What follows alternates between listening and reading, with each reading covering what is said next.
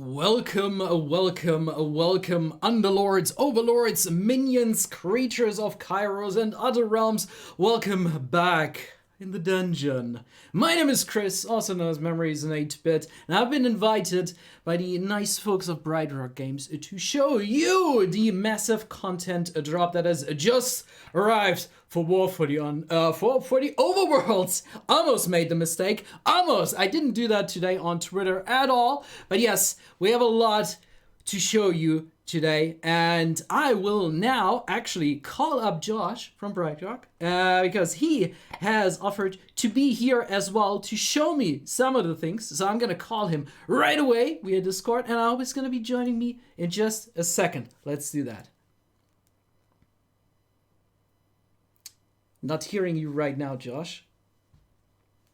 He's gonna figure it out. Hello. There he is. Hello. So, how are you doing today?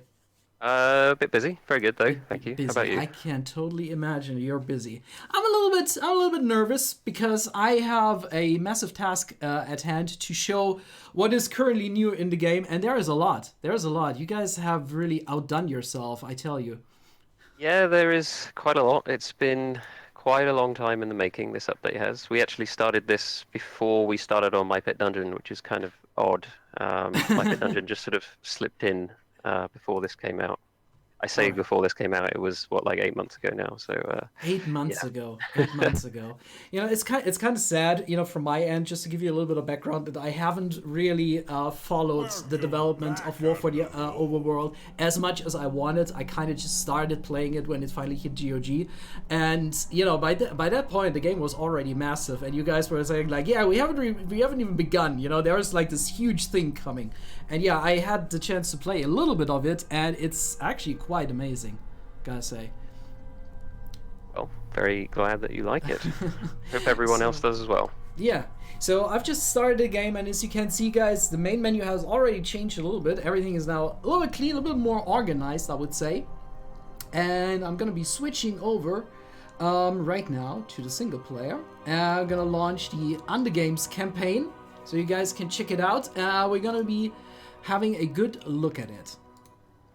So, now since we're here in the menu for the Undergames, we are actually, where is it? Where is actually the button to replay the, I just wanted to show you guys the, I think I have to... It's on the next screen. Right, yeah. It's on the next screen. So, before I do that, however, I would say, let's play first the intro for one of the Underlords that we're going to be using. And I would say I'm going to be starting with Casita, which is one of the 4 in our roster here, along with Volta, Shale, and Lamarche, which is coincidentally my favorite one, and I'm gonna be using her last. So let's check out Casita. So, you would like to scratch beneath the surface? To win the Undergames, one simply needs the resources to do so. Gold, and of course, gold. I have more gold than King Midas, and I'm not afraid to use it. All shall bow before my radiance, or be forever gilded in my halls. This is why I, Casita, shall win the Undergames. Because gold is where my heart is. So you guys in chat, you may already recognize Casita from the Heart of Gold expansion. And I really liked her as an Underlord. I wanted to say Keeper, yeah. Because when I was initially playing Dungeon Keeper, I always liked the maps where I had a lot of gems, so I could amass so much gold, so I could like train my creatures and build everything that I wanted. So I think I'm kind of like, she's a little bit like my spirit animal. So I would say we're actually gonna start with her. But before we're gonna do anything, I'm gonna be playing the intro cutscene. That's the button that was actually looking for before. It wasn't on the other screen, it was on this screen. So I would say, let's do it. Welcome to the Undergames. where it will be Underlord against Underlord. I want to see what you're made of, and who is the most loathsome amongst you. The victor will be rewarded with nothing less than leading the charge into war.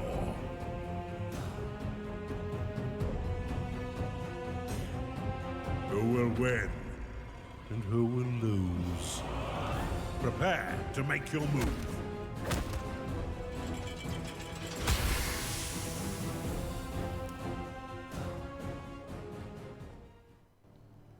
Ah, dear. You know, I always thought that Mendicals is a little bit inefficient with that, Josh, because, you know, wouldn't you, like, lead as many Underlords to the overworld as possible? Well, he wants to figure out who's the best, right? Because Right. that's who he wants in charge, who he wants, you know, leading the war. He doesn't want some crap Underlord in Well- charge. That wouldn't work out well. I assume that makes sense. But you know, secretly I think that he just does all of this just for his amusement, because I would think there could be more efficient ways to figure this out. But then again, I stopped trusting that guy a long time ago. Yeah, there certainly is quite a large dose of that as well. This is certainly less efficient than it could be, and as we go through it, you'll see a lot of it is for his own amusement. Yeah. Definitely. So we are now starting in the very first round. Welcome to the Undergame. Let's see what he has to say. Casita, and the first fictional land I have created, Vulcan Snow. These settings accurately depict the world of Kairos we're heading for, where the winner of the tournament shall lead the charge into the war. This is the perfect place for a warm-up. So let's put away those trinkets and get started, shall we? It's time to meet your group mates. All right. So, yeah, I was actually realizing that you have, you know, basically recorded every intro for every map for each Underlord, basically. Yeah, it's a lot more than every intro. Right. Almost every single line in each level is unique depending on who you play as. Also, each level has different opponents depending on who you play as. So we actually got caught off guard by quite how much text and VO we had to record for this. We in fact only got the last batch of localized text in. I think it was this morning or last night. Oh dear. Yeah, that ballooned out of control quite quickly. You know, I know a lot of game devs would maybe like, you know, welcome to the Underlord, to the Undergames, Underlord, period, and then just leave out the names. You went the extra mile for this, which is amazing. Yeah, we wanted to do that. Yeah. Now, God mode, that's a cheat, not an AI difficulty. Yeah, I agree with that. I'm gonna leave God mode off, but however, for the first, is because I want to show you guys as much as possible in every game mode at the very least that we have during the Undergames. I am going to be playing the first few maps at the very least on easy, because they have revamped the AI for the game, and it shows. I got destroyed. So I'm going to be playing the first few maps on easy, and then later on we're going to go insane. And we have a few nice things prepared for you guys, and it's going to be fantastic. Let's check out the first map, Vulcan Snow.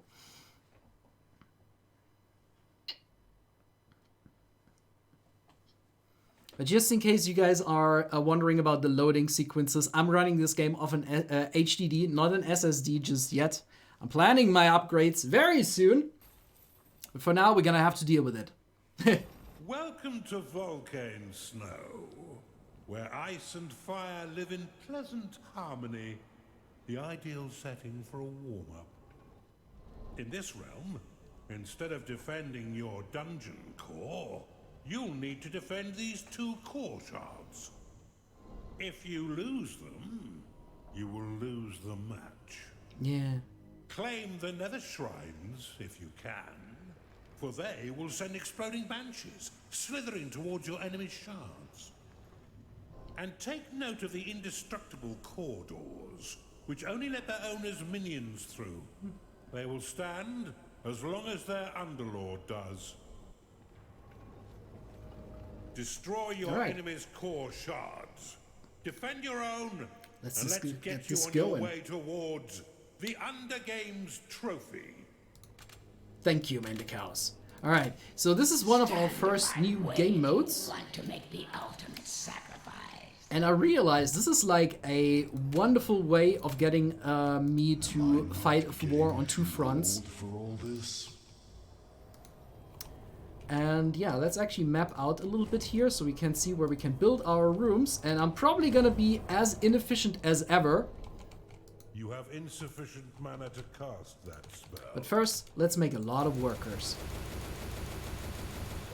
So what I realized, Josh, is that depending on which Underlord you play, you're gonna start on different positions of this map, or is it actually randomly chosen?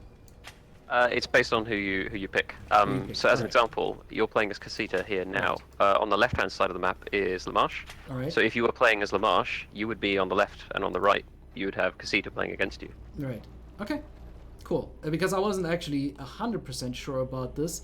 But yeah, so they got their core shots around here. So I'm gonna see if I can actually, at the very least, secure my core shards. So I'm gonna start digging around some of the earth around my core shards, so I can actually start building defenses, just in case they claim the shrines and start sending banshees my way.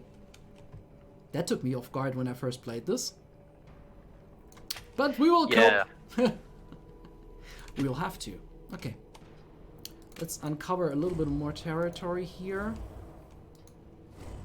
You have insufficient I can mana to already cast imagine that. chats like, how are you building your dungeon? That's not efficient.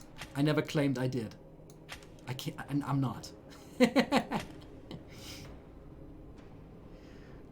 Yeah, let's build it like this. We'll have to do it. We'll have to do. So we still have a little bit of space around here, around the edges. It's gonna be good. 5 by 5 needs to dun dun dun dun. There we go. Then we'll have to do what do we got over here. Get some artifacts. Yes, artifact. Wonderful. Let's make this into a room 2. And then we can get this party going and start a few rooms. Now, my mana, my research is actually happening automatically here, which is very, very good for me right now, because that helps me to unlock a lot of things that I'm gonna be need. Gonna be need. Yes, I'm language. There we go. Wonderful. Well, let's build lair around here. Let's start to build a barracks around here.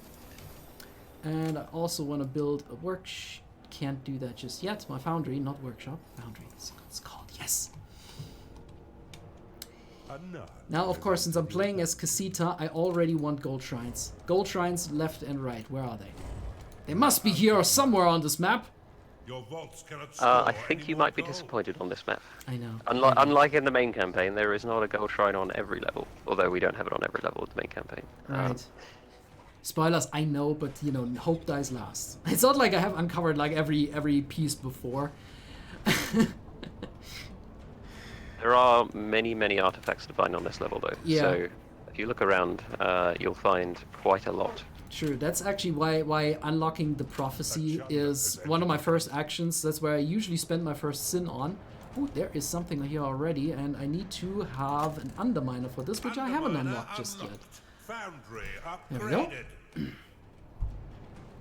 Upgrade a few rooms. That should also do just what I need. We have also an artifact around here, which also means that we need to finally wait a second. You guys are not very efficient here. Start claiming tiles, dude. There you are. And we should also build an archive. Have I already claimed the entrance? Yes, I have.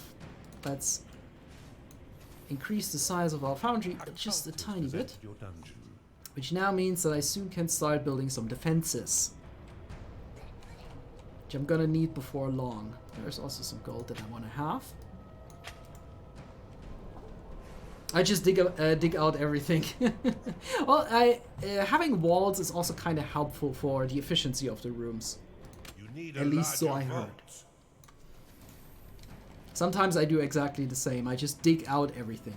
Alright, we should also build a beast den, maybe, because now I finally have that. An Oculus has entered your dungeon. Oh, Wolf of the Overworld game is just in chat to answer your guys' questions. That is very good, because I don't know the answer to every question. But our dear developers in chat can surely answer them perfectly. Fine. All right. Now we have already... No, we haven't researched any single artifact just yet, but that is absolutely okay.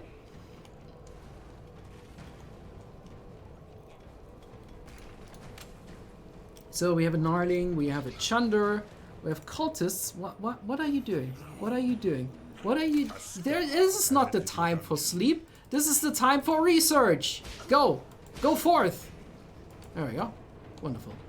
I like it. By the way, we could make like small entrance here. That's good. And now I think let's actually see if we can unlock a few traps that could be helpful. By the way, the Titans now need 5 sins to unlock. That's good. It's gonna be a little more, but that's fine. That's fine. Could also unlock the mana vault if I want to increase my maximum mana, but I think I'm gonna be fine with that for now. I'm gonna get the gargoyle. Oh, I could also have the sentinels. But since I don't have a whole lot of gold in here, maybe I'm not gonna do that right now. Could unlock the alcheminer. I would recommend going for the Sentinels. So as Casita, one of your passive traits is Heart of Gold, so you are constantly generating gold for free. I forgot about that. Yep. I forgot about this. Of course, I can create gold. That's so...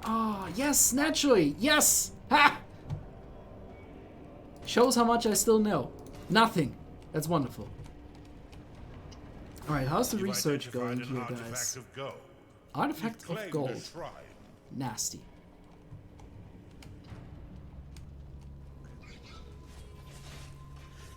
Shows how much I still know. Can I do another one here? Yes, I could.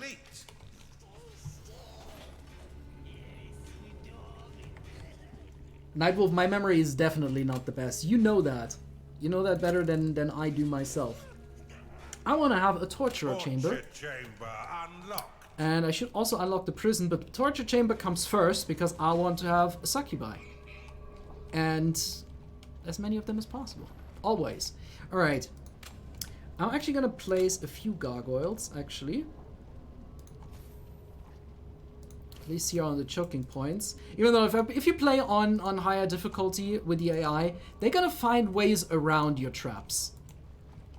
And it's just not going to be like, oh yeah, this is the shortest way. We're totally going to walk this. Nope. Your dungeon has been breached. Wait a second, what? Seriously? Are you kidding me? Oh no, that's fine. That's fine. By the way, we should actually start to put some sentinels down there. Alright. It doesn't require food or sleep, but will demand a hefty sum at payday. Once constructed, you can activate it manually, or it will activate automatically if an enemy approaches. Wonderful.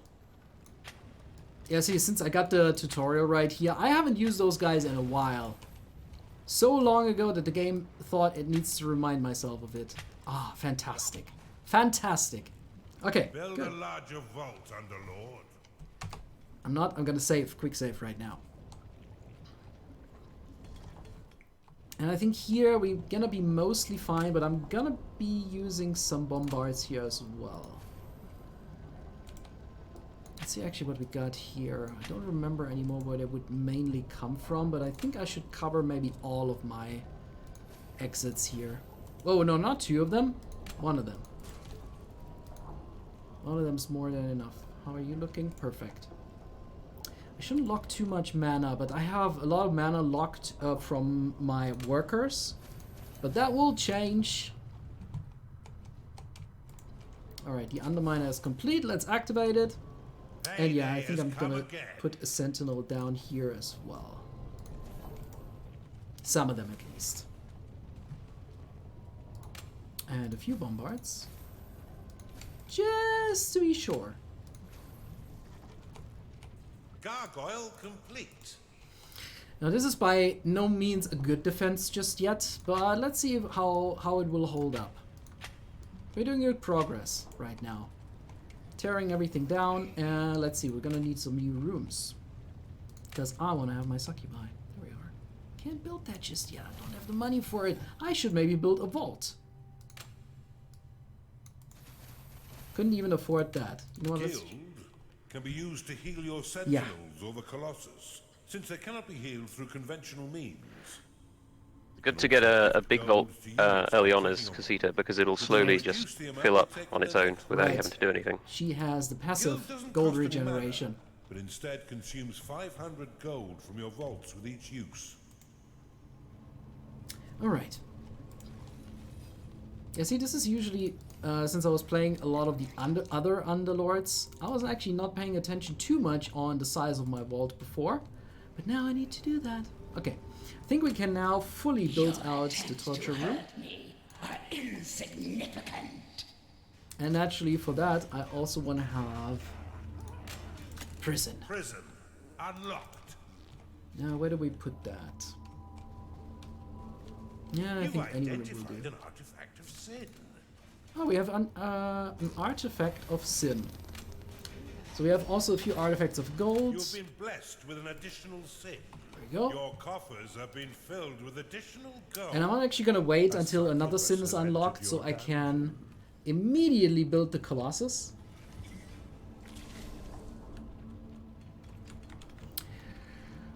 Even though I haven't unlocked the Forge spell just yet, which I kind of want to have. Yeah, let's do it. I can help with defenses then. Not too much, but still. Insufficient mana. Yeah, that's not a whole lot. But what can I say? My workers are busy. I need that mana to be locked for now. And there is some more brimstone, which you're gonna bomb away. And there is another shrine here, which I'll see if I can maybe take it over. So since we do have this one shrine here already, identified you an can see artifact the of gold. banshees are already homing in onto the core shard of And the Lamarche. mana complete. They're not even defending it. Yeah.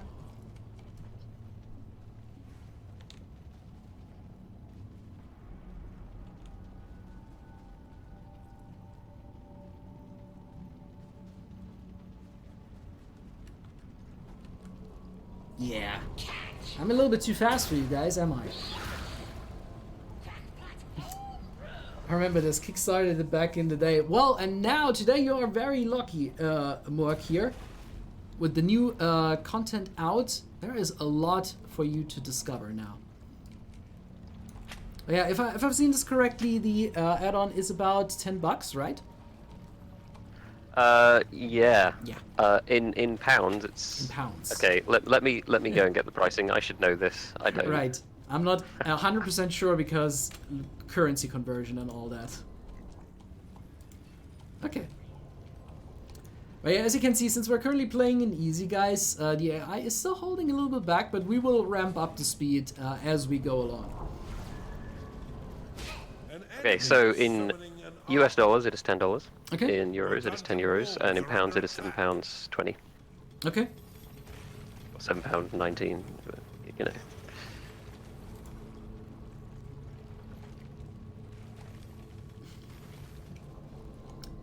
Okay, so what do we still need? Let's see. I have the beast then. I have pretty much... Do we have barracks already? Yeah, I built that thing. Of course I did. You've identified That's usually how I check if I really gold. built everything, depending on how large my dungeon is. I just right click through all the rooms and see if I really built everything. Because it happened to me once or twice. I was like, why are my creatures starving? Oh right, I never built a farm. It happened. It happened. Yeah. When you play the game enough, you'll just start playing and forget simple things like a slaughter pen. I do that It quite happens. quite It often. happens. So you should keep placing sentinels down, by the way, because your vaults fill up. Right, So your right. your free gold is going to waste. That is absolutely correct. That is absolutely correct. You see, I haven't actually played the Undergames with Casita just yet. So this is actually, and that's kind of like where the replay value of the Undergames actually comes in, because the different Underlords are actually changing how you play those maps quite a lot, actually. All right, have I built the? Yep, I have. Good, wonderful.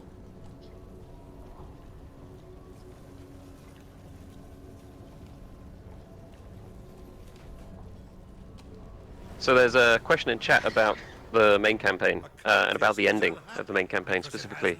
So yes, the question is, did you fix the ending?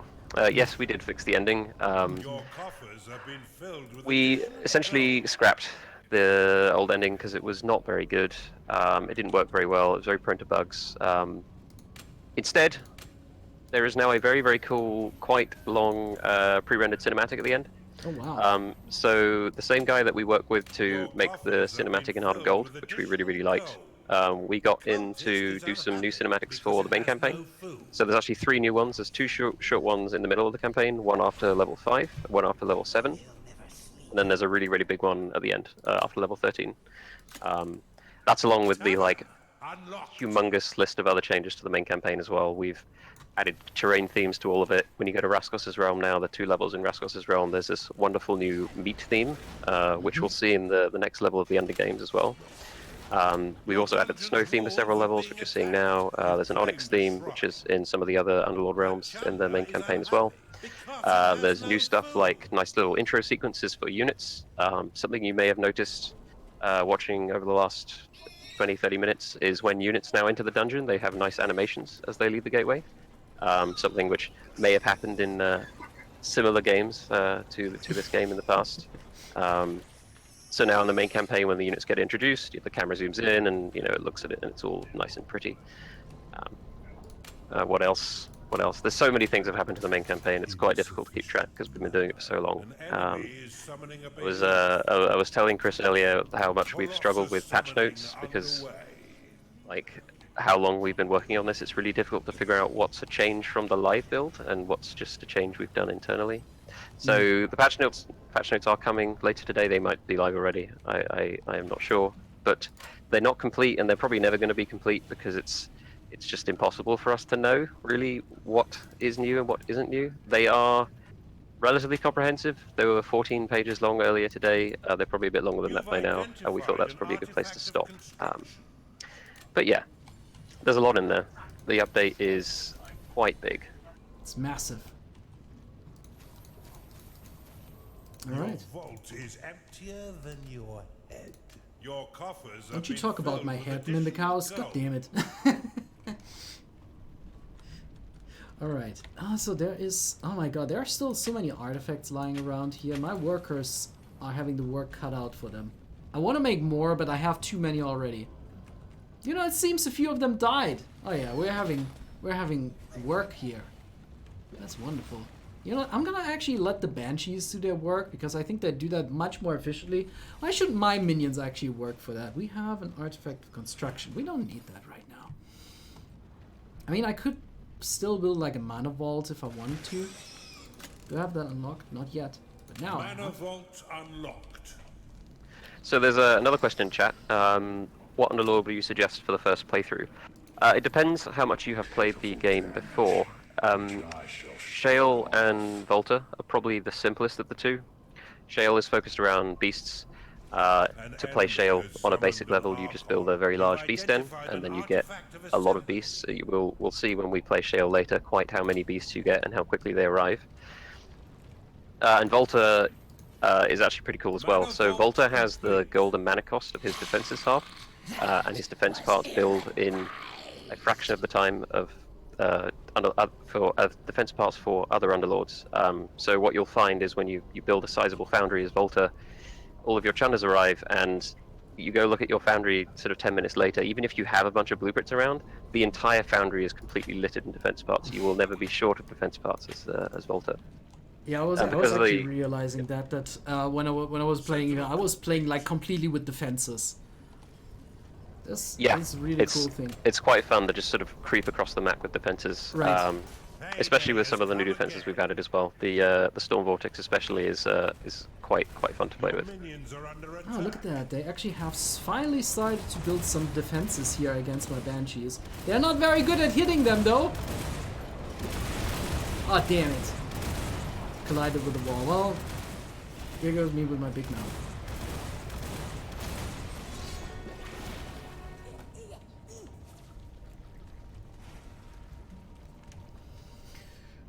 I should maybe actually lay down a few... How do I have an artifact of assembly? Yes, I actually do. Maybe I can just put down a few sentinels and then quickly assemble them. Yeah, you can instantly build quite a lot of sentinels with that. There we go. Oculus lost. That should maybe help a little bit. Actually, I should release them right now. Your dungeon.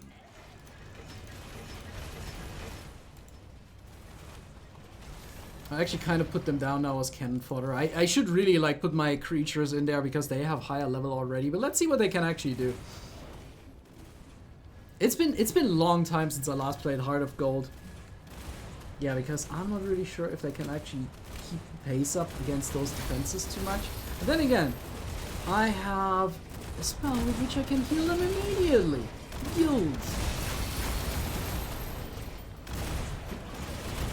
Then again, that's not so much a spell, it's much more going through my gold. But then again, since we have the gold regeneration, why not? You were a different creature. You'd be missed. God, so I wish I could break you. Mr. Glass, Your god damn it, defense is under Mandicows. attack. Alright, that works actually much better than I expected it, but look at that, they're already rebuilding the defenses. And we're leveling up as we go. Wonderful. And that's just with a few sentinels.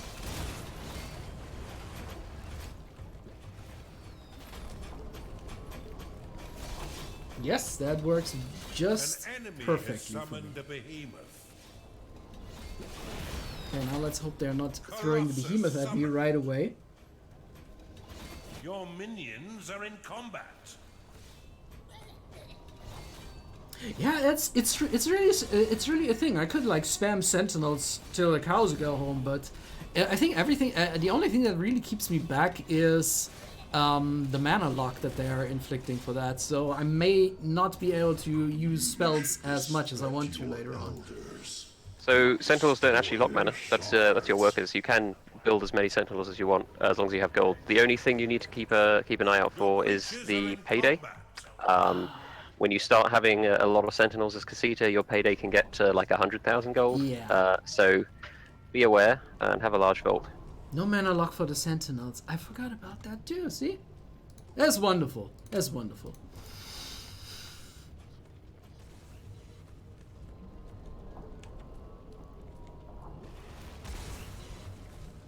Oh, they already did the work for me. Wonderful. Perfect. And we have... Oh, there is the shrine here in the middle of the map. Let's see, maybe we can actually claim that. That should actually help us to get... Has been destroyed. Good. Old age finally caught up with him. Actually, they destroyed each other up there. Oh, the indignity of it all. That was Lamarche, right? Yeah. I think so.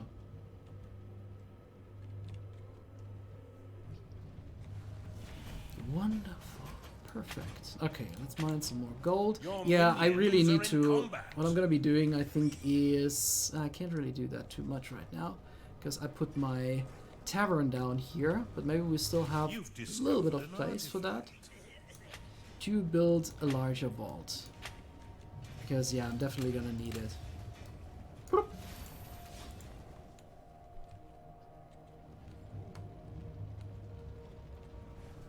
The plan is to wait until payday happens, then build a big sentinel force, stream roll the opponent in 10 minutes.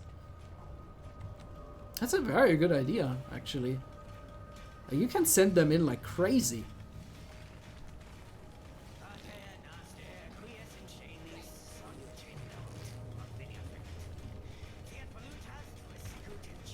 You've claimed a shrine.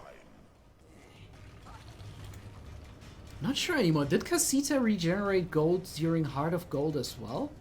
I'm not sure anymore. It's been a longer time now since I last played Heart of Gold. Alright. Where are they being attacked? Where do I need to help? Where do I need to help? Oh, it's down here. No problem. Where are they actually coming from? Oh, because the dungeon is still there. Yeah, we're gonna fix that. No problem. We're gonna fix your dungeon being still alive.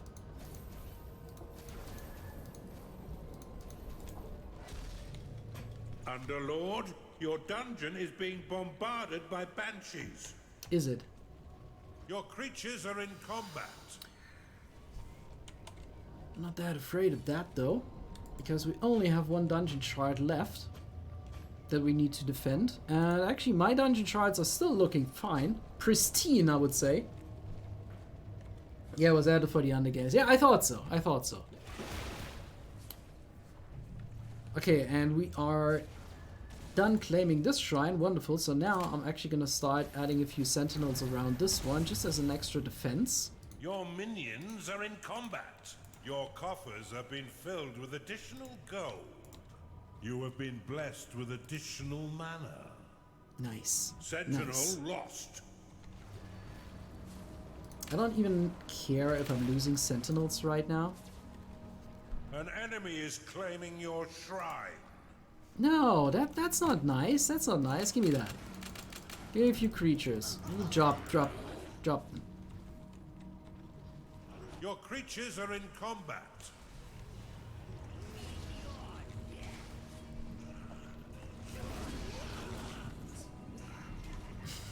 Alright, Echo Alpha, have a lot of fun. Thanks for being here while you could. So the question is, where do you got your dungeon shard? So maybe we can still just rush it real quick and be done with this whole thing. Let me see. Just gonna see what would be the fastest way to actually get to it. It's actually... there it is. I wasn't so far off. How would you feel if I took away this pretty little shard? Yeah, that shouldn't be too hard. Let me quickly save. And let's do it. Banshees are bombarding your core shard. Nah, come on. Where is that happening actually? Yeah, I think I should actually build a few bombards here just to keep that at bay. I think that's gonna be a little bit better. Bombard complete.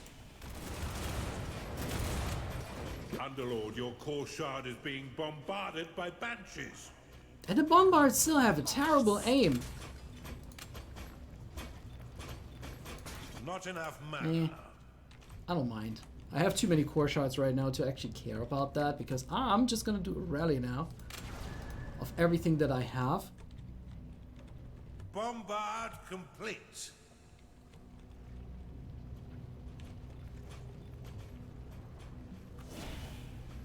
Yes. Oh, this is gonna be fun. The enemy has broken through your walls. Where did that happen? I mean, my workers have... yeah, that's my walls. Yeah, sure. Enemy. That's not even remotely in my dungeon. That's just my territory. Alright. Bombard complete.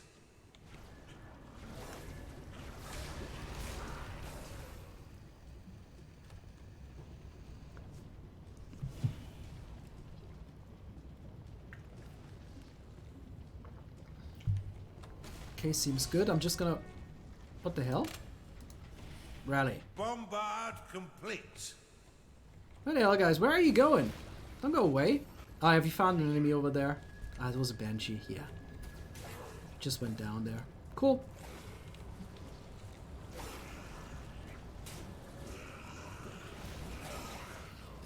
Oculus lost. There we are. Bombard complete.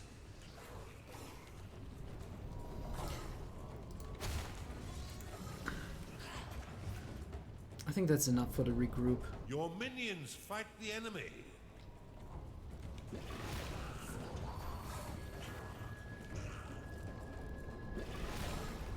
Yeah, even the Banshees are getting through now, which is, yeah, more than enough. But let's just finish this off real quick.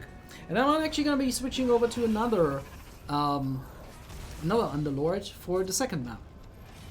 And we're not going to be playing this whole thing with just one Underlord. I just want to show you all of them. Sentinel complete. Payday has come again. We're still working on more sentinels. We don't necessarily need to anymore. Where are my other creatures? What are they doing? Oh, they're fighting banshees. Guys, don't even bother. Don't bother. Doesn't matter. Okay.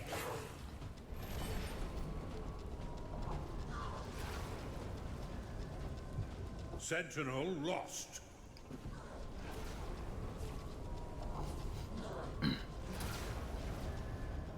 Oh, look at that. Our Colossus is actually protecting us from new creatures coming out of the dungeon, which is kind of cool. Your creatures We're still are in busy slaying combat. banshees, yeah. Wait a second, where did my rally flag go? There it is.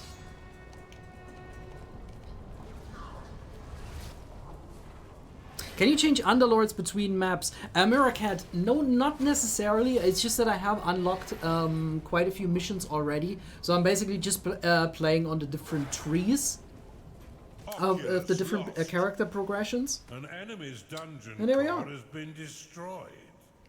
Did you just defeat death? That was an excellent warm-up, Casita. Though you do realize there is no prize just yet, don't you? You may proceed to the next match, or remain as long as you wish. Okay. So this is just like in, in Dungeon Keeper and later on in, My Pet Dungeon. You can basically, even after you reach like all of your goals, you can just stay and just continue exploring if you so desire. Doesn't necessarily make a whole lot of sense for us to stay, but if you, just want to claim everything and, make this land truly your own, you can definitely stay. But we are actually now going to be continuing.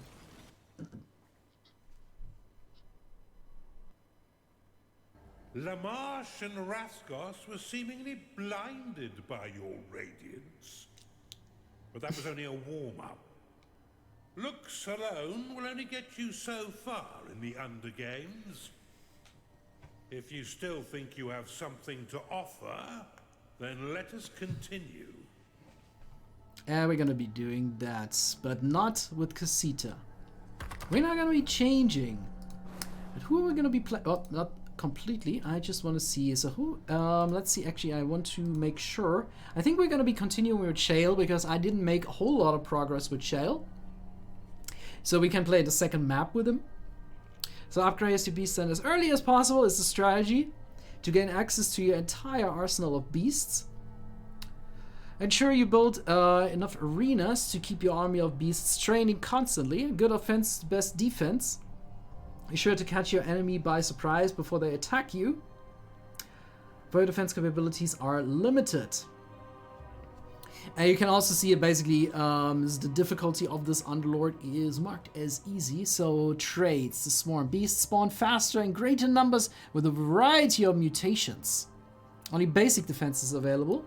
Defenses lock more mana, cost more gold, and build slower. Alright. That's kind of like a bit bigger problem because I really like my defenses, but we're gonna see how we deal with that. So I'm actually going to be replaying. This should actually be, Bloodstream, the second map, which is then a Underhill map. The Undergames can truly begin. Every victory will take you one step closer to the final, and your chance to lead the charge into the war. But there's a long way to go, Shale, especially for someone as scatterbrained as you. The next venue is Bloodstream. And your first group match is against the methodical Underlord Volta. Alright. Yeah, Scatterbrain. That fits me perfectly, honestly. Let's play.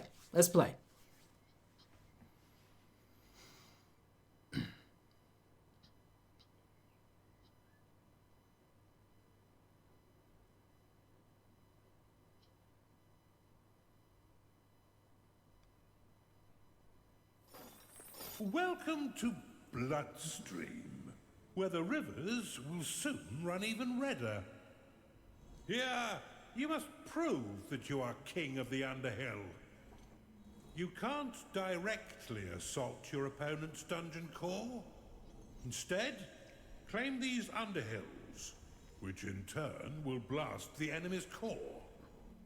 Hold more hills than your opponent to dole out the damage. These mana and incantation shrines might also come in handy. Yeah. And the mana shrines... the Underhills and defeat the meticulous Volta. Now the Undergames begins in earnest. Thank you. I have learned from past mistakes and will not repeat them.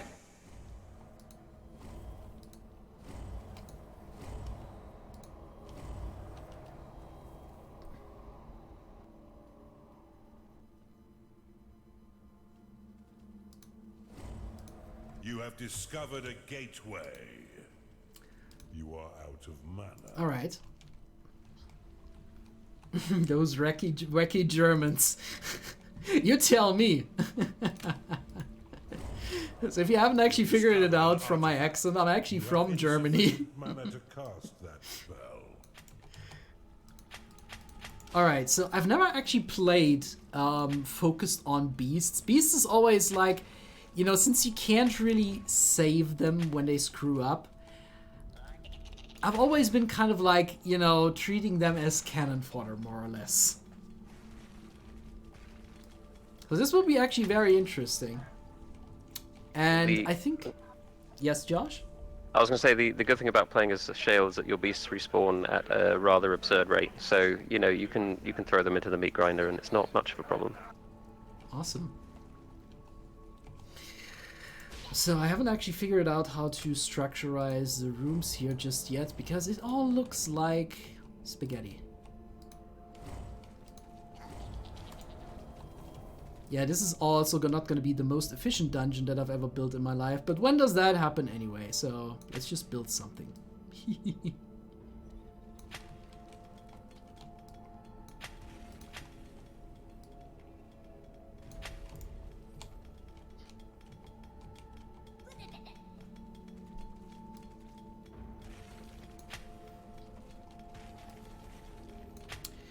But I think if I remember this map right, there should be more for me to build up here somewhere. Yeah, there it is. We have a lot of gold here as well. Yeah, what I wanted to say at the beginning is that the mana shrines have actually changed their function. Is that they're not increasing your mana regeneration anymore, but they increase the maximum mana now. The incantation shrines increase the mana regeneration. Correct me if I'm wrong, Josh. Almost. So the Old Man Shrine used to reduce the cost of spells. Alright. Now the Incantation Shrine is the one that reduces the cost of spells. Because in this update we basically introduced the idea that you can now have a much larger mana pool, so up to 2,000, with a bunch of different things that can increase your mana pool now. So Earning Sins increases your mana pool.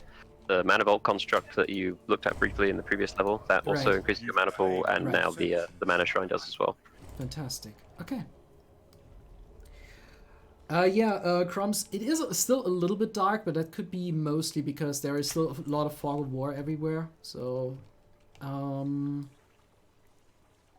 should get better as I claim more territory for myself. Okay. Just... Yeah, the meat theme does appear quite dark on the stream. I can maybe ramp up the gamma a little bit. I'm not entirely sure if it would show up on the... Can I actually ramp up the gamma? Let's see. Display options. If it will actually show up, because sometimes OBS is quite immune against it. Let's actually see. Does it actually do... It's probably when I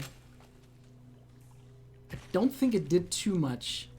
I can't see it from the preview, but if it actually improved things for you guys. We'll see about that. Let me know. Okay, so...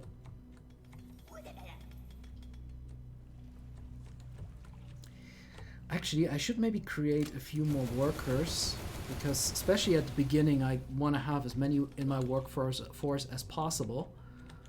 And yeah, this doesn't look like a very optimized layout. Don't blame me.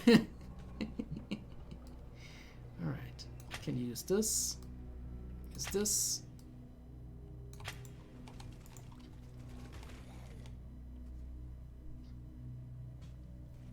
My cam is very dark. That's absolutely intentional, Crumbs. That's absolutely intentional, because you know since I'm playing War for the Overworld, I'm here in the underground.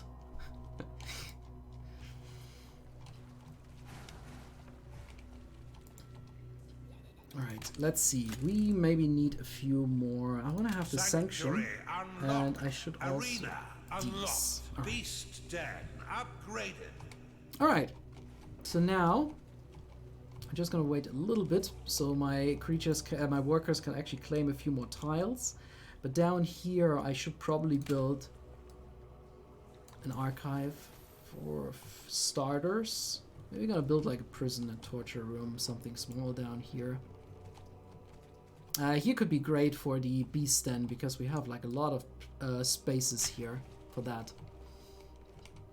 Here I'm probably gonna build a pig farm.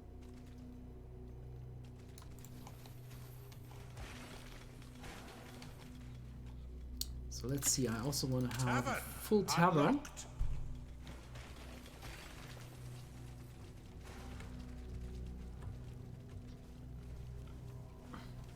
UI is fine, so it's probably just Fog of War. Yeah, I mean, I did actually increase the gamma a little bit, but I'm still not entirely sure if it will show up on screen, because it's kind of like that it actually affects a lot of games that sometimes gamma corrections just don't show up. I'm not sure if that's like, you know, if there's some video card function that is enabled that's just OBS is bypassed by. I'm not entirely sure how that works.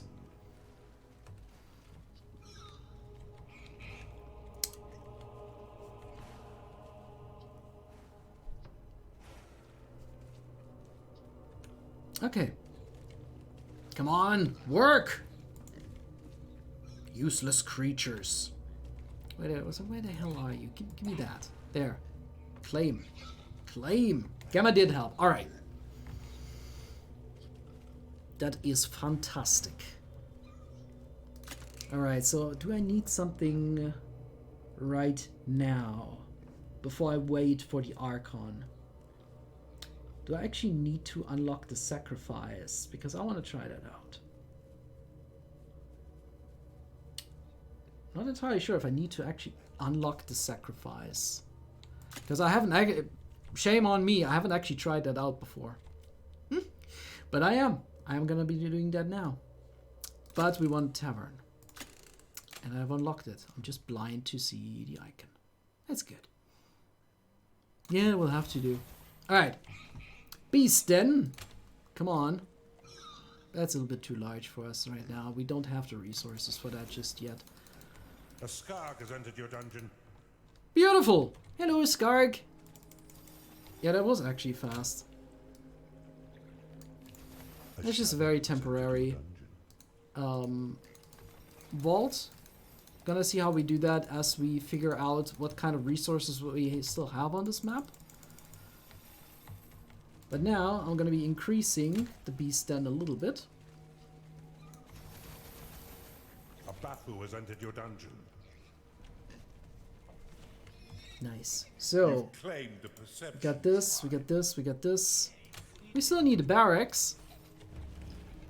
That would be perfect to here. That is 5x5 should actually be enough for the barracks, at least for now. We could still make it a little bit larger. I tend to not do that though. And naturally, we need an arena. An Oculus has entered your dungeon.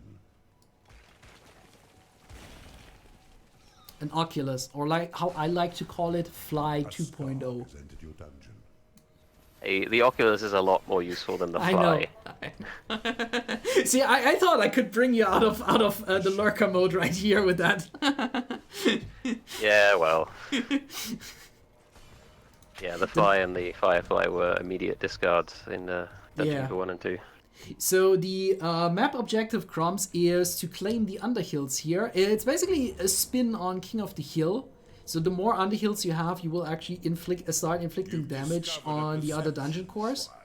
So if we own more hills than the enemy, we actually inflict damage to them. So you can see up here we currently have our 300 health, and the enemy has their 300 health as well. And we're gonna dig some more gold. Obviously, you're never gonna fly to level 10.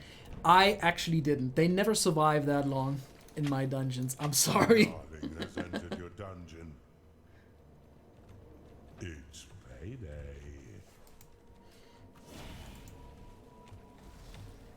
So the first payday was pretty good for us. I'm probably gonna wait. No, I want to have at least a foundry. Unlocked.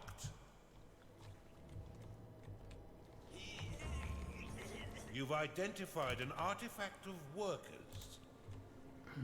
Oh, that's actually a little bit too small. Wait, that works for good foundry. And we got an artifact of workers, if I heard that correctly. Yes, an artifact of sin. With an additional Sure. sin. Behemoth summoning underway. You've identified an artifact of mana. A Bafu has entered your dungeon. Nice. You have been blessed with additional mana. That's You have been perfect. blessed with permanent Volcanic Bridge, spirit yes, of course. Volcanic Bridge unlocked. Armageddon, Construction. We're gonna unlock all of the... Overload unlocked. Besiege unlocked. So, but where am I building my sanctuary? We need to see about that. Actually, you know what? I'm just gonna put it here because it looks nice next to the archive. Why not? And I'm gonna put my... Just gonna put the foundry here then.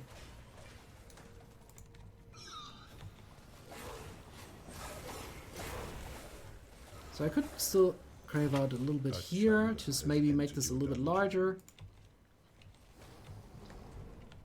And then we should slowly start focus over here, alright? Do you own this already? That's all. Okay, we're claiming the Underhill right now. As you can see, now we're starting to construct those projectiles, which will automatically fire on the enemy dungeon core. There we are. And so the more Underhills we now gain, we will actually inflict more and more damage. If the enemy should now claim one of those Underhills, those will just fire at each other and the damage will be nullified.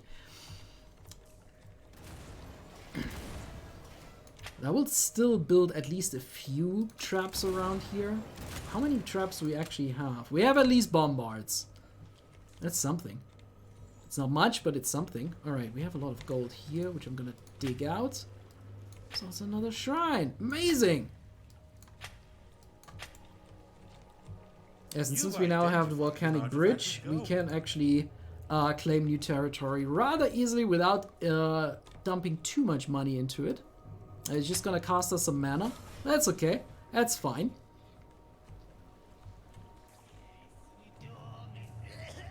Yeah, if I would be playing on normal difficulty, I would now be already panicking because I knew the enemy would look like, you know, they would come like this route if I started putting up defenses here. And I was actually playing this map and I put like a lot of defenses here, fortified these walls. The enemy actually dug around that and then came around here and started to spam underminers until they basically completely nullified my defenses. That was scary. That was really scary. And we're gonna see that later. We're gonna be playing on higher... After I'm done showing you off all the Underlords, we're gonna be playing on the highest difficulty mode. And I know I'm gonna regret it. Of victory. So wait a second, do we actually have... Sacrifice. Awesome.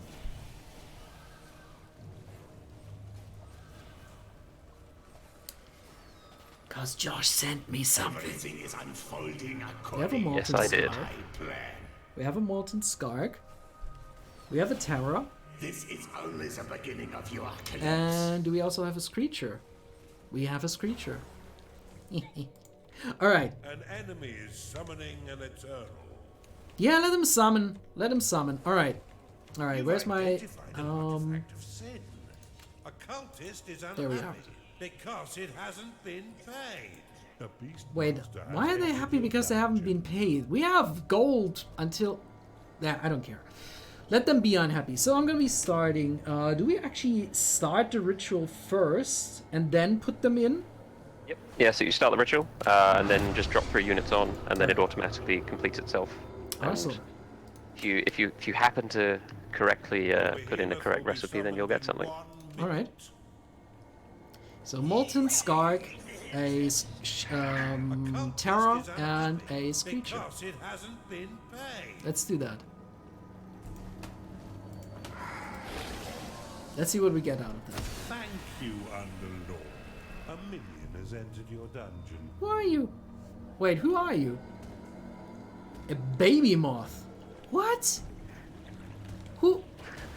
So that's a baby behemoth. Oh my god, a baby behemoth.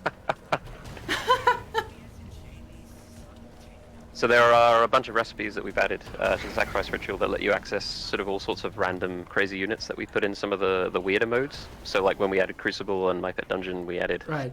all sorts of silly variant units. So a lot of the recipes let you access those in other game modes. Please answer me one riddle.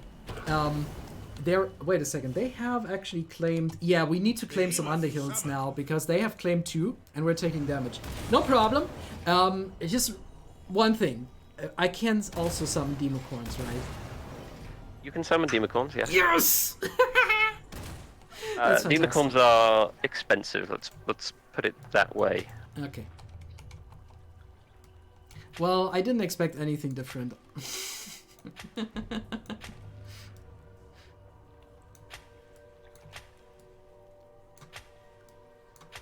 So I counted earlier. There are 97 recipes. 97 combinations you can do.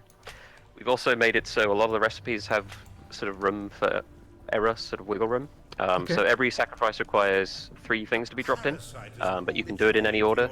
And a lot of the simpler recipes, they actually let you sort of do a bit of wiggle room. Like say if a recipe requires a chunder and a gnarling, you can put a chunder in, a gnarling in, and then the third thing can be either a chunder or a gnarling or a micro piglet or something like that. So it should be easy to start figuring stuff out. And then there's some very, very specific, very hard to figure out recipes, which people will probably take quite a while to get to. Well, we're living in the times of the internet. People will figure it out. Yes, and of course, you can summon Mandalf. That's a question from chat. Ah, Mandalf.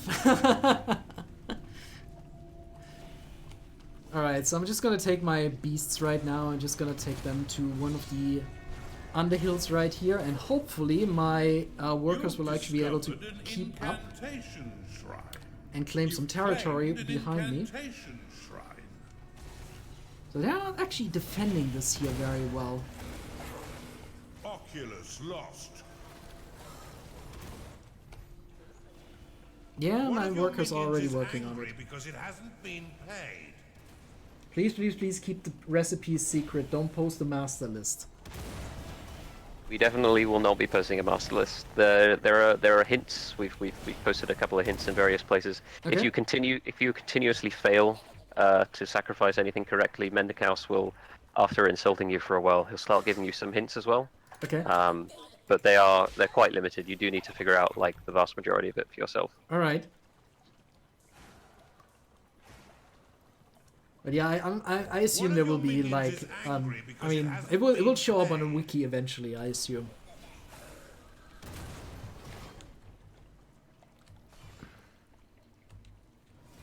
Shadow lost. Okay, we're losing a few beasts, but that doesn't really matter. Alright, how do my workers look? Oh, whoa, whoa, whoa. Okay. That's actually... I can't really help you guys. But I can send you some help.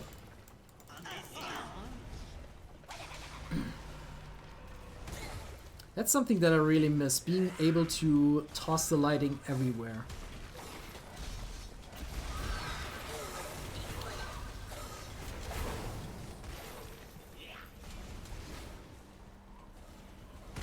Trying to build my own sacrifice list. Someone will probably build a master list and post it to Steam eventually. Yeah, I mean, it's gonna happen. It's gonna happen. The internet is a very, very good supercomputer. Alright, so currently we are still taking damage because we haven't taken over the second Underhill just yet. Which is fine. Which is fine. We have a lot of health, actually.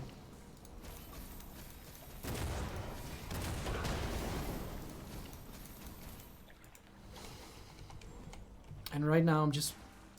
Dude, come on. Do the right thing. Slap.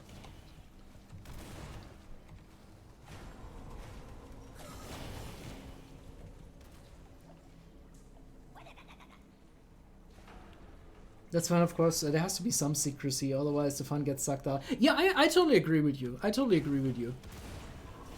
I mean, it's 97 recipes. Holy moly! That's gonna take a while until we know about it. Like until we have a complete list, I think. Hard work. Blade Lotus unlocked. Torture Chamber unlocked. Bombard complete. All right, so we're now claiming the Underhill, which is perfect. I shall reverse this action shortly.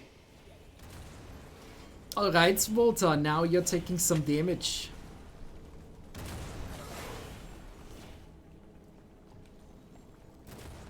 And I should also start thinking about how we start attacking this underhill right here.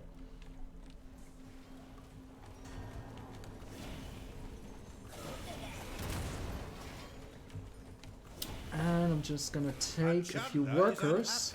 Because it hasn't been Where is my... There it is. I should really start using shortcuts for this kind of stuff. To switch between tabs.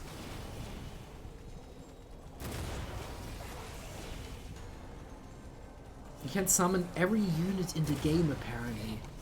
Wow.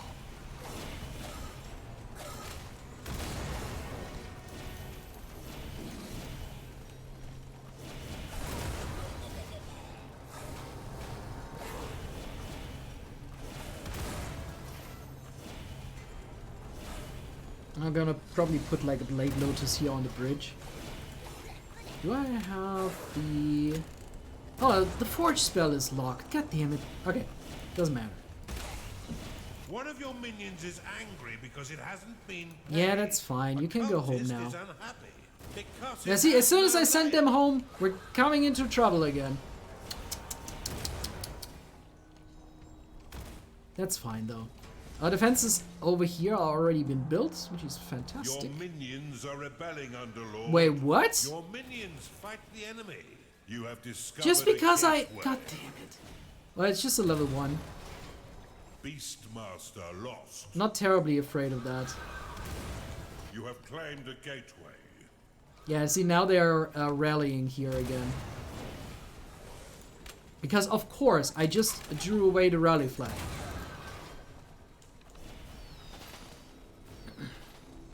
Now, start claiming the bridge, please. You've identified an artifact of sin. Wait a second, have I claimed this already? Oh, I didn't see that. I thought it was still part of the enemy. Alright. Because it hasn't been paid. Don't you want to check out my... Your minions are under attack.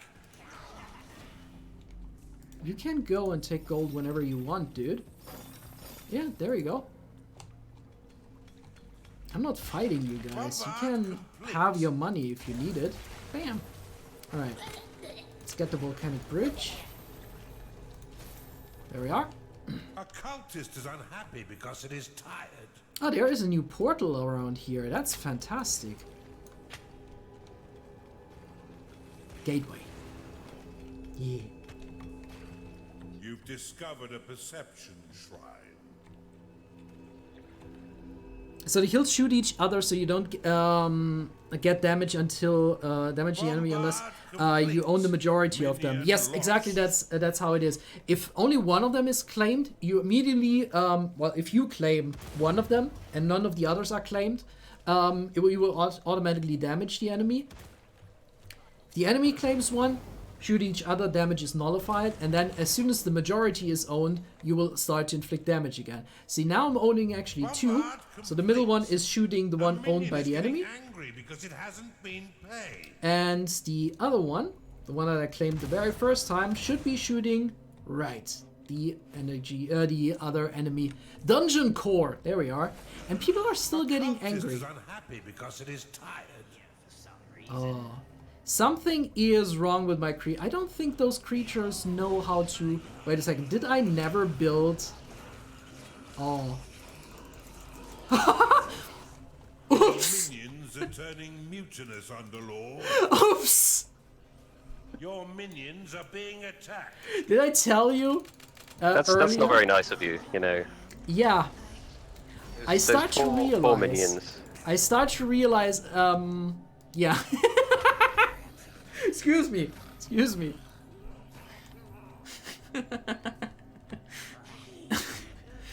As I said before, it is easy to forget the basics. Oh dearie me. Cultist lost. Oh dearie. Oh, whoa. Okay, look at this. Yeah, I was thinking of starting to attack this Underhill right now, but I think we should give our creatures a little bit time to chill now. Bombard complete. And there were probably also two tired to go take their gold, which is why they were angry because they haven't been paid. Right. Next thing they would start forming unions. There, so how many creatures do we have? 18, and we have 47 available beds. There's also a little bit of gold here, which is fantastic.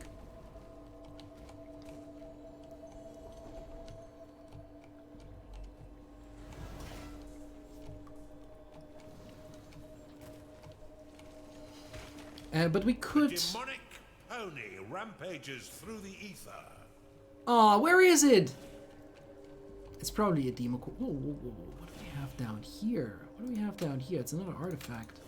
How do we get to that? It's... Oh, that's not hard. There. And so I'm just going to be building a bridge.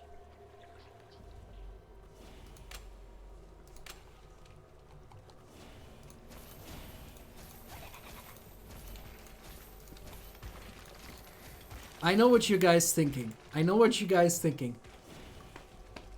Why do they let this guy stream this game, forgetting to build a lair? Hey, I do that quite often. I can't argue with that. All right. So we should have a few. Let me actually check. Ooh, we can actually make a little bit of gold and sins. With an additional sin. Manor vault unlocked. I'm just gonna unlock a lot of stuff right now. Not I'm gonna take everything. I'm gonna keep 5 sins just in case our behemoth getting vanquished or titan. Woo! Wait, I can't. I'm gonna take my beasts. I'm gonna... Your minions have engaged the enemy. Start rallying them now.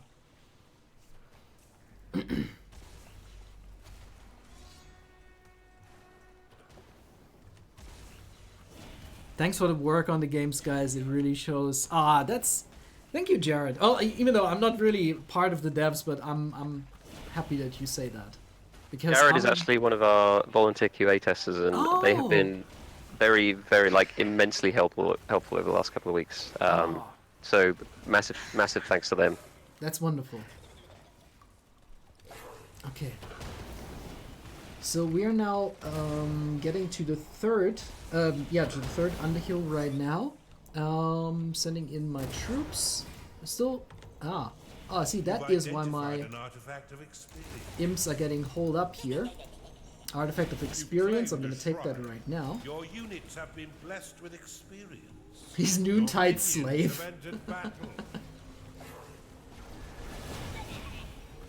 Yeah, I'm pretty sure you guys want to... There we go. Now we own all of the Underhills. Perfect.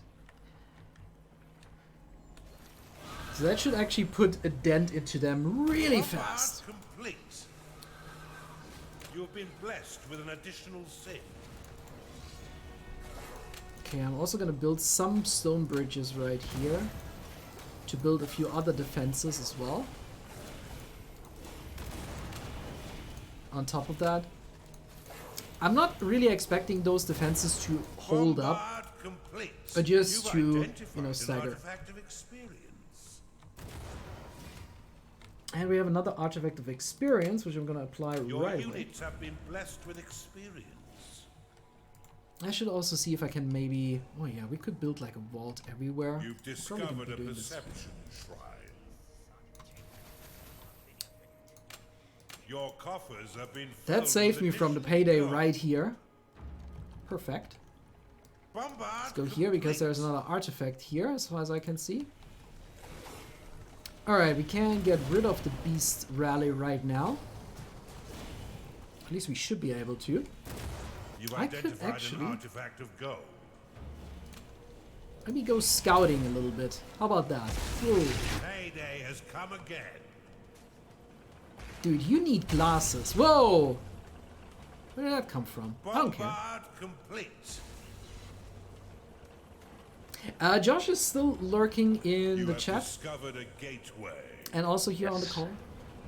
Yes, I'm looking at dozens of things right now. Yeah. I can't imagine. You guys still have a lot to deal with right now. Bombard complete. I'm just gonna scout the dungeon. Whoa, okay, we have a lot of enemies. Nope. Okay, that's dead end if I ever saw one. There's a pathway. So yeah, even if I lose creature... Oh, okay, there's another door. I'm actually gonna get out of here right now. Maybe I can heal you a little bit. There you are. Okay, and that actually helped us a little bit to scout the area. It's actually not that far away. Are you... No, you don't even have... It's just a wooden door. Huh. That's not even a corridor, so we could potentially just run in there. Gold! Yes! That's all still claimed by the enemy. It's gonna take a while. Your Or minions not. fight the enemy. Shadow lost.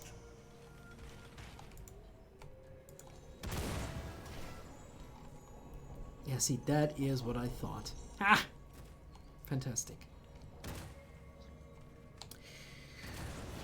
So we're down to 85, 84. Almost done with this.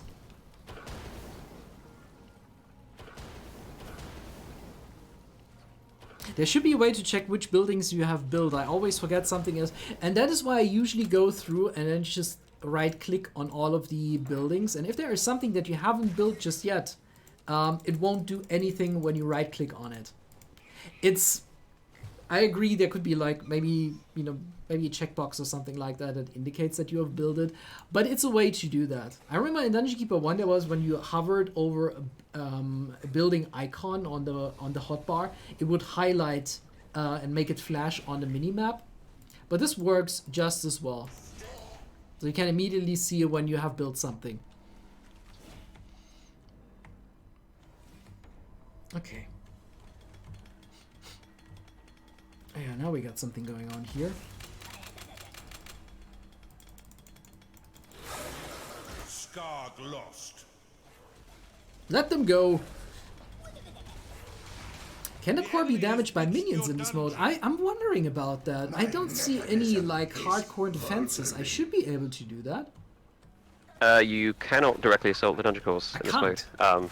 Yeah, so the goal of this mode was to sort of keep the focus of the Right. combat and everything around the middle of the map, so people could sort of build up their dungeons in peace.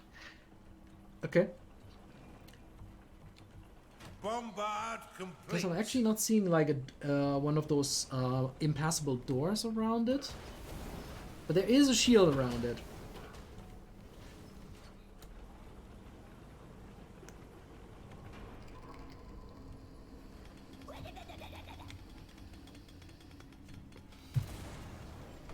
Okay, yeah, now we're here at the Fortified Wall, so that's taking a while. Then again, my workers are already leveled up, so it's not too much of a problem. Speaking of which,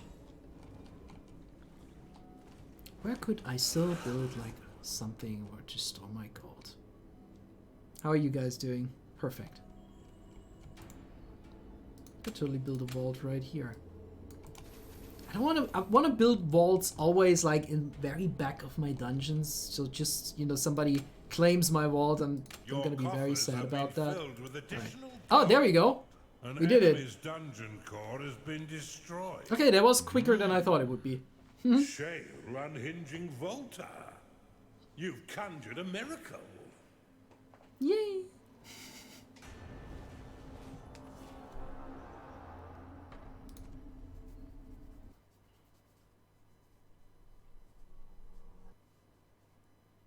Your incalculable methods were clearly too much for Volta to process. Now you have one more opponent to defeat if you are to win your group and secure your place in the knockout stage. Right, but we are gonna do that with another Underlord. And that's actually gonna be the last map that I'm gonna be still playing on easy, and then we're gonna have a lot of fun with some harder difficulty modes. Alright, no, wrong button. Let's actually switch over. We haven't played with Walter just yet. So defenses cost less gold, lock less mana, and their parts build faster. Wide variety of Chandras available. Cannot build a beast den to attract beasts. That's unfortunate, but also not too bad.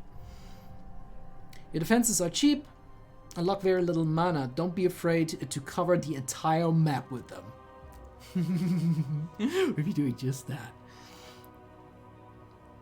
You're wary of fighting out in the open. Your armies are weaker than your counterparts. Try to fight near your defenses. Ensure you bolster your defenses with lines of garrison ramparts for maximum effectiveness. Yes, let's play the intro for this character. The Undergames is simply a question of patience. Hence the slow and steady Volta will win this race. My mental mechanism is unrivaled. And my minions know the true meaning of elbow grease. Time is on my side. My gears wear down my opponents until they realize too late that my defenses are impenetrable. Then I gladly diffuse their hot-headed tendencies. So I submit that the Undergames is just a game. And Volta knows how to play.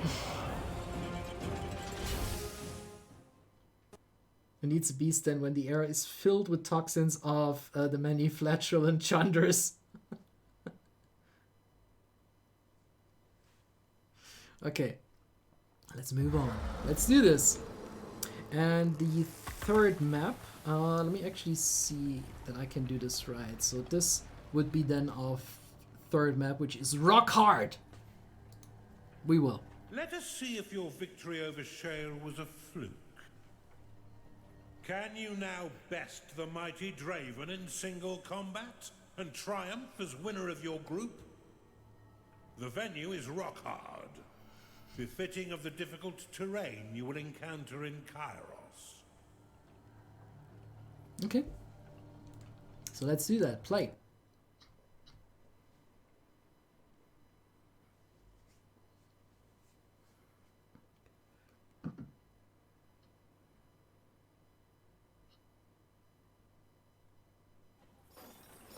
Welcome to Rock Hard, where you're caught between a rock and obsidian. This is, once again, King of the Underhill. Hold more hills than your opponent to deal damage to their dungeon core. This realm is littered with tough obsidian, which cannot be mined. It can only be destroyed by detonating brimstone. Destroy the obsidian so you have more room to maneuver. Here you will also need to recruit goodly heroes from the gateways. A little taste, shall we say, of what you'll face in the coming war. Oh, that's true. We're gonna have only heroes here. That's gonna be interesting. Draven will try his best to seize these Underhills, claim them, and earn your place in the next round of the Undergames. Yeah. You still have time to walk away, Volta. No? Well, all right. I can't really walk away. Look at me. I'm pretty much like attached to. Oh my! You know, this dungeon core looks amazing. This thing looks amazing. I kind of want to have an animated desktop wallpaper that has this dungeon core in the background. That would be something I would like. Can I request animated desktop wallpapers? Okay. That's right. Let's create some workers. You're low on lockable mana. I know, that's the idea.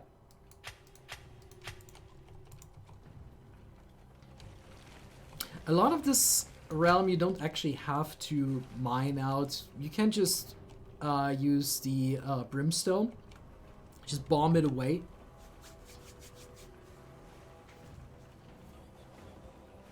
I wonder what was the inspiration behind its design. That is a very good idea. That's a very good question. Josh, if you're still here, what was the inspiration behind Volta? Behind Volta? Well, so when we were starting to plan out this DLC, we started off with 3 very basic concepts for the new Underlords we wanted to introduce. They were, at that time, they were just called Defense, Death, and Chaos. Okay.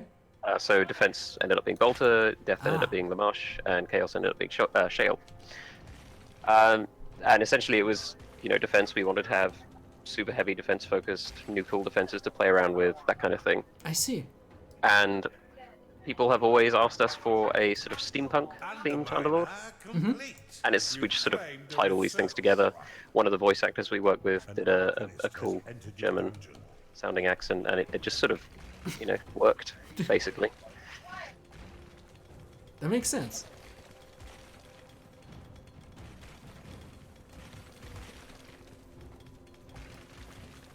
But yeah, I really like the design of this Underlord. It's fantastic. Okay, let's actually dig out this line here as well. This map will largely be like an open dungeon I'm going to be building here, so I may as well just take out a lot of it. We should be able to... Yeah, these walls are already gone. There's a little bit more brimstone over here, so I'm just going to dig over to it. Has entered your dungeon. So we don't need to be cheap here. We have all the space that we could ask for. And there should be also more brimstone around here somewhere to mine this all out.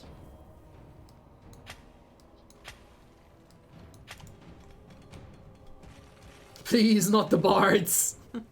Oh, we should definitely have a torture chamber here so we can unlock a few bards that could work in the torture chamber. Upgraded. Barracks upgraded. So this time I'm not forgetting to build a lair. That's actually the next thing that I'm gonna be building, like right now. You've identified an artifact. I know how it is to have insomnia and I don't want to force it on anyone. Alright, let's actually build the next underminer right there. And we should be having access to this brimstone here as well, so let's do that. Yeah, so naturally this is gonna take a while until we have claimed everything, every tile in this map. Because it's a lot to do. That's okay though. Boop. Your vaults cannot store any more gold. You've identified. I like the revamped effect. It looks like it's really like hot glowing metal something in there now. It looks cool for this underminer. Okay, this is open now as well. So something cool you can try as Bolter is we've added this thing called the Infernal Urn. Okay. If you don't feel like blowing up the brimstone, you can use the Infernal Urn, and what it does is it converts it into quartz, sort of a super hard tile. So it's a lot better for defending the area that you're in. Oh, the Infernal Urn. What was that again? It was not a. Was it construct? It's or a defense. It's a defense. So it's in the sloth tree. All right, let's see actually where we have that. Again, there has been seriously there has been so many new things that I haven't really been able to check out everything in here. So it's still very overwhelming for me as well. I think naturally there will be a lot of players that will be able to uncover all of this new content much faster than I am. But it's awesome to have as much new content in this. Fantastic. I'm watching too much Doctor Who. I'm always saying fantastic. Get it out of my brain. Okay. Alright. Let's build a lair. A big one. So just had 2 questions in from chat. Yes. So one from YouTube. The question is, how many faction/underlords can you play as if you have the Ultimate Edition? So in the Undergames, there are only 4 playable characters, but those 4 playable characters are all very different from each other. 3 of them you can play if you just have the Undergames, and the 4th one, Casita, is unlocked if you own Heart of Gold, which is the first expansion we put out. The reason being is that all of the stuff Casita has is from that expansion, so it would sort of cheapen the stuff from that DLC if we gave it away for free with the Undergames. You can also obviously play as anyone in Skirmish and My Pet Dungeon and stuff like that. The other question was, so if winning the Undergames with an Underlord unlocks their dungeon theme, does Casita's Undergames campaign unlock anything special? It does not. The reason being is because you already have her theme if you have the Heart of Gold expansion. Right. Something we have done though is if you beat the entire campaign on Master difficulty, so the hardest difficulty, you unlock the Dark Arcane theme. This is a theme that we released, well, we actually never really released it. It was given away to all of our early access testers. And we always said you know, with our final update, we'll add a way to unlock that. So we've now done that. You can now unlock that theme in game if you beat the entire thing on master difficulty, which is harder than it sounds. I'm not surprised. That's gonna be very hard. Okay, so I know for a fact there is a gold shrine in this map, and that's actually where I'm gonna be building my vault. You have discovered a gateway. And since you just mentioned a final patch earlier, do you consider, like, do you say, like, it's done now? Or is there, like, we still kind of want to do something? There's still things we want to do. One thing that didn't get it in, as I mentioned earlier, because we had so much text and voiceover to go through, there's a feature we really wanted to add to skirmish mode where all of the Underlords you played against would actually talk back at you. So this happens in the Undergames as you're experiencing now, but we wanted to get that into skirmish mode. We have all of that VO recorded, we just haven't got it in yet. So at some point in the next week or two, that's probably the last proper feature that we'll be actually adding to the game. Right. We'll also be continuing to work on the map editor and the new scripting tool based on how people use it. Now that it's sort of out in the wild, we want to see what people do with it, what they want to do with it. Right. And then we'll sort of expand it from there. Alright, so I'm starting to build my foundry out now.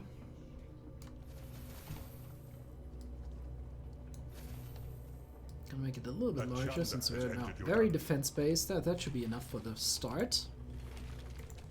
I shouldn't blow away too much. There it is. There is my gold shrine. I knew it was there. Yeah, there you are.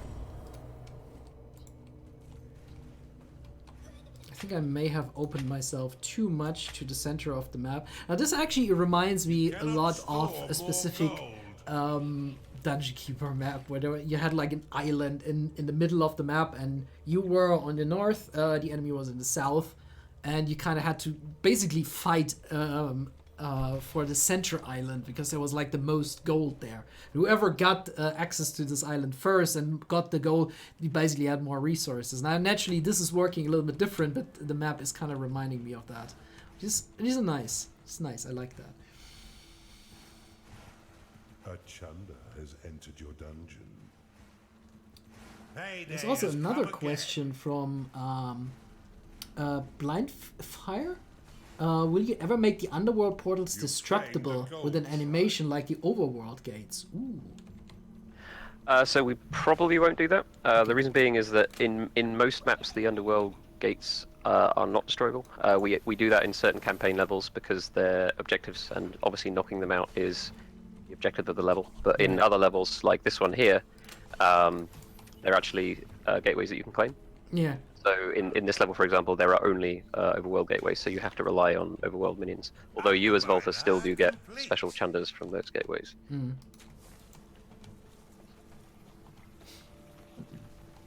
A vanguard has entered your dungeon. Yeah, we still have the Arcane Chunder is there already, which is nice. So this time we have a lair. Let's see what we don't have just yet. We're just gonna go. We don't have a barracks. Nope, let's not build it here actually. Let's build it over there.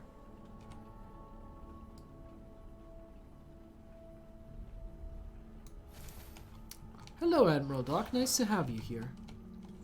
Okay, so we have claimed the gold shrine. We are still mining a little bit of gold. I'm not basically just seeing what is in the open here, and I'm probably going to build a lot of defenses now because we can actually afford it. And if you see, like, my mana doesn't really lock a whole lot, even though I'm building a ton of defenses. I mean, it's just a single line of defense, but it's not actually that much. Whoa.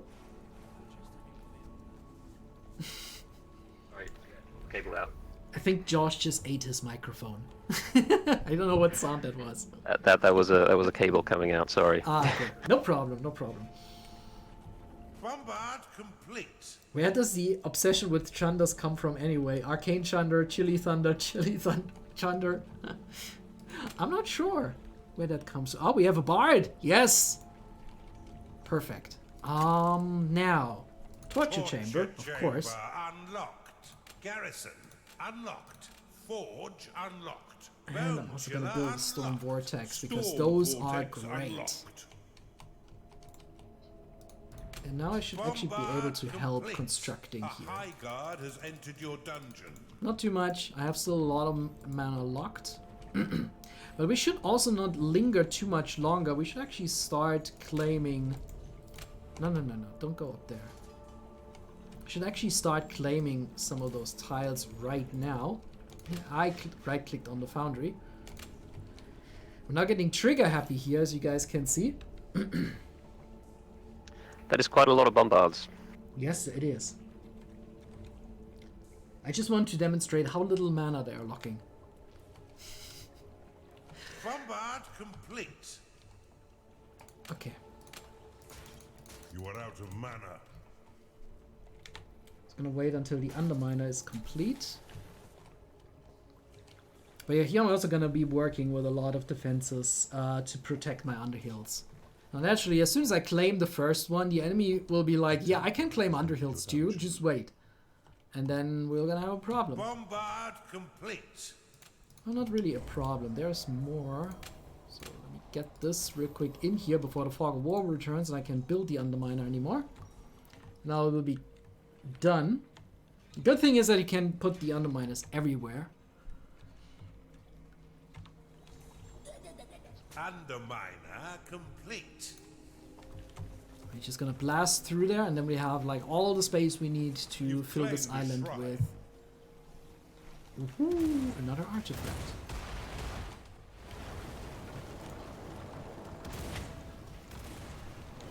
Just gonna wait now till we have claimed this island. We're gonna start. And what I wanna do is... Oh yeah, we could actually... Torrent of flame on nearby enemies, setting them alight for a few seconds. Can also be activated to break the urn, which diffuses nearby brimstone, so they can be mined out. So that's nearby underminers. Banishes Yeah, so nearby the Infernal underminers. Urn's like an anti-underminer, basically. Awesome. So you can basically place it in your defensive line, and then if the enemy starts building underminers, or if you start seeing Ember Demons come along, then you can activate it, and it just wipes those things out. It also Awesome. destroys the urn, but, you know, it's usually beneficial to do that. Right. I will, however, actually do that potential. Oh, there we go. There they are already. They're trying to claim the Underminer Bombard complete. up there. Hey, Darksaber. Okay, I'm gonna build a Storm Vortex up there. And I'm also gonna be surrounding that with more. I'll take that. Let's see. Well, thank you Gonna very much. take you. And Well of Souls. And it doesn't have the biggest Eternal reach, summoning so maybe underway. that's not gonna be the best idea, but I'm gonna put it anyway. And I kind of noticed that they're a little bit more scared of my traps in this difficult. Oh yeah, they're claiming two hills right now. We can't let this go unpunished. Nope. Well, since we're open right here, we may as well try to claim this one. Empire. Let's see. Do we have... Oh, there's gold. There's artifacts. Yeah, that's not too far Enemy away is from me. summoning an Archon. Let's see if we can actually do that. I'm saving real fast. And then I'm gonna rally. Let's see if we survive that. If not, then, well, that's too bad.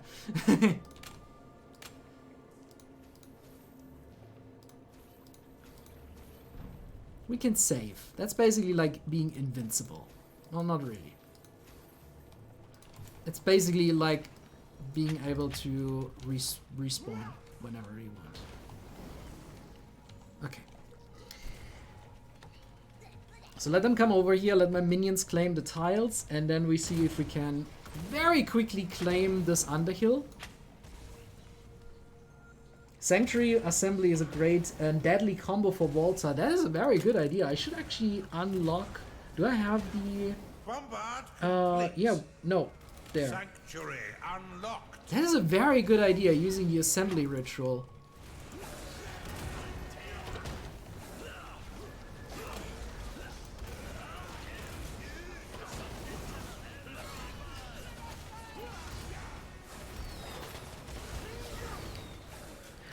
So the remastered campaign. Oh, sorry. Question from Twitch chat. The remaster campaign, was that made entirely with the same tools that they're available to the players, or with the map editor? Sorry, I can't read today. It's been a long day. Let me start reading the question again. No problem. Was the remaster campaign made with the tools that are available to the players, or with custom Unity stuff? It's still made with custom Unity stuff. It's built basically on top of the old campaign. We just went through each level and made it less bad, much better. It's probably the way I should put it. The way those levels were put together makes them sort of completely compatible with the new tools that we've got. Right. And yeah, that would have been a humongous undertaking to update them that way.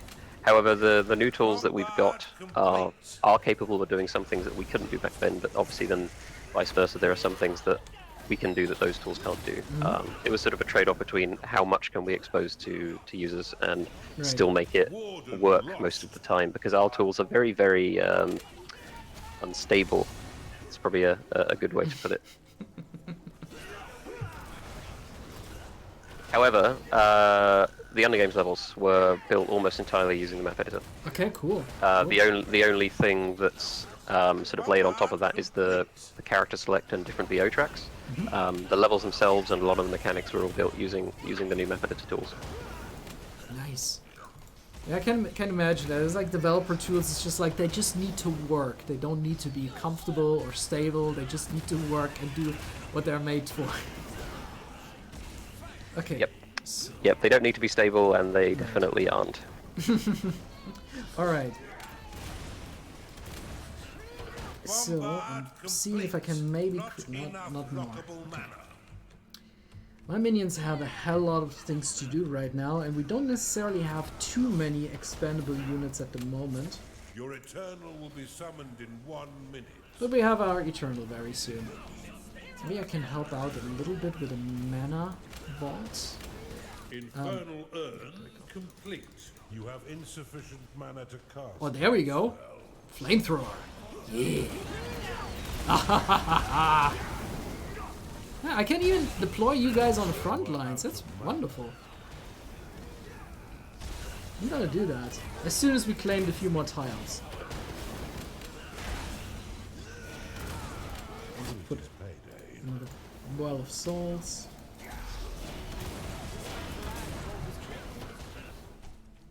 Yeah, right now there's just chaos ensuing here because they really want to have this Underhill. They want to have superiority over this map. I think I should have maybe tried to get to this here thing first. Wait a second, what the hell is going on here?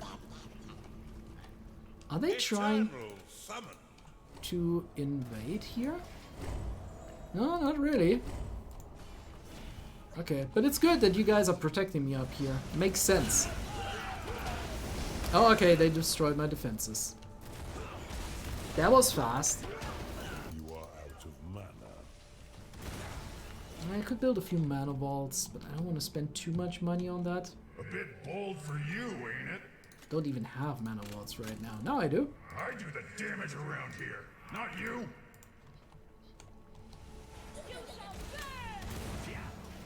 An enemy has summoned an Archon. Yeah, now things getting interesting.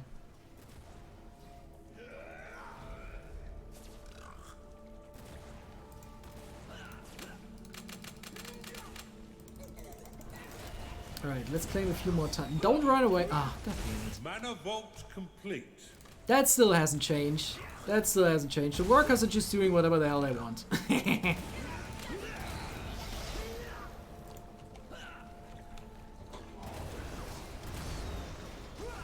Well, at least we're making some progress here.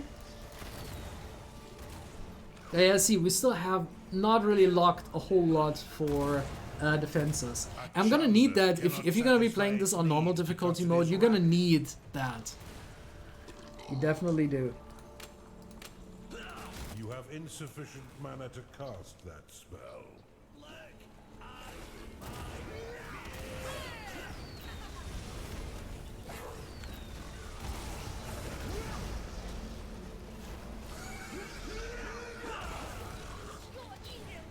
Hey guys, remember when the AI was too easy to beat and there was no challenge? Again, here's the thing. I'm currently playing, just as a disclaimer, I'm playing this right now on easy mode, and it shows. I really wanted to do that because when I played on normal, I could beat it, but I spent about an hour on every single map or longer, an hour to an hour and a half, because the enemy is really putting a lot of stress and pressure upon you. Well, there is that. I'm gonna build Storm Vortex. I like those urns now. Hello, Ernoskic. Infernal urn. Nice to see you. Complete. There we are. A warden cannot satisfy Yeah, I its think we needs can because it is slowly get rid of a few workers to unlock a little bit more mana. And I think I should get rid of the rally flag so the Chunders can get back to work. I mean, we just have one Chunder. No, we have actually more. Way more. You go and start working in the workshop. You do that. And we are helping. We have spells for this. Infernal urn complete. I think for the see, this is like very close to the dungeon of the enemy, so they will start attacking this one. You have insufficient mana to cast that spell.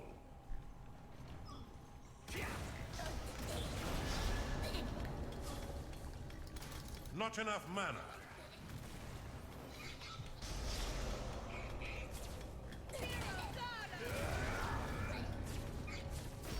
Infernal urn complete. Okay, we got a few Templar infernal lost. urns now. Your That's infernal perfect. urn is under attack. No, they're attacking it from outside of range. You know what? I can do the same thing. There we go. Yeah, I think if the infernal urns had more range, it would be kind of OP. I Storm assume. vortex complete. Yeah, they are deliberately short range Right. because they have like a very big area attack. Right. So you want to back them up with either some bombards or the storm vortex. Right. Those both have quite a long range. Which is exactly what I'm going to be doing right now. I'm probably going to put like a One of your minions is unhappy. whatchamacallit, garrison right behind it. Oh, if I still have the space for it, I may need to build some bridges for that. You are out of Damn mana. it. Okay. Bombard complete.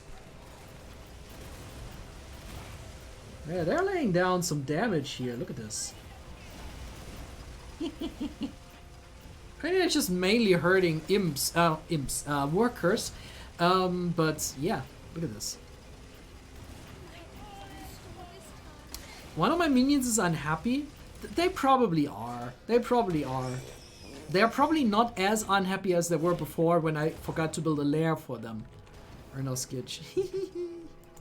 Which was totally not intentional.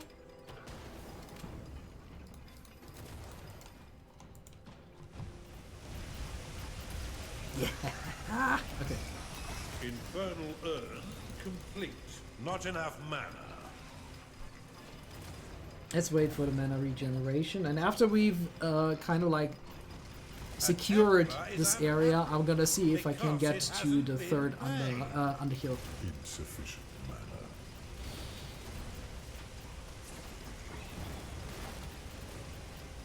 The Infernal Urn is a no combat defense. It's more of a gimmick. Its main use is for selling enemy underminers, ember rifts, and converting brimstone into quartz into the. Yeah, it's still fun. Look at this. Look at this. That's what I would call a firewall. What I'm building Storm here. vortex complete.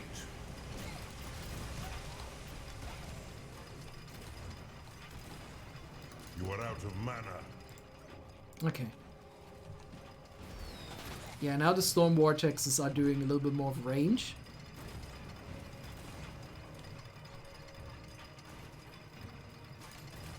Infernal urn complete. Okay, I think that's enough.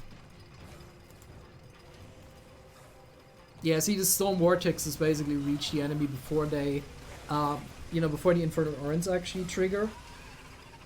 It's doing like good area damage should they, should they rally and actually have quite a few creatures to send to me. That's cool. That's cool. Okay. We still need a few defenses around here. Infernal urn. Oh yeah, look at this. Look at this. Holy moly. That's a lot of defense parts.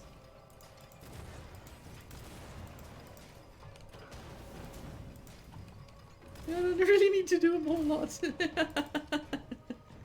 Awesome. You have unspent vein points. That is absolutely true. The question is, yeah, let's Gargoyle give it unlocked. to a few more traps. Alchemine unlocked. Glacial door unlocked. Orgrim wall unlocked. Yeah. I was destroying my headphone cable again. That shouldn't happen. All right.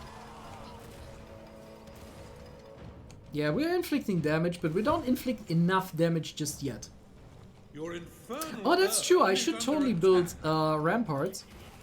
That's why I unlocked them, right? Can I build it here? No. At least to the front line of defenses. Maybe not here, because they haven't even started attacking me here just yet. Wait, that's just not showing? Because I can't put it down here. Let's see. Not enough mana. Oh yeah, rampart is there, it's just not showing apparently. That's weird. Alright.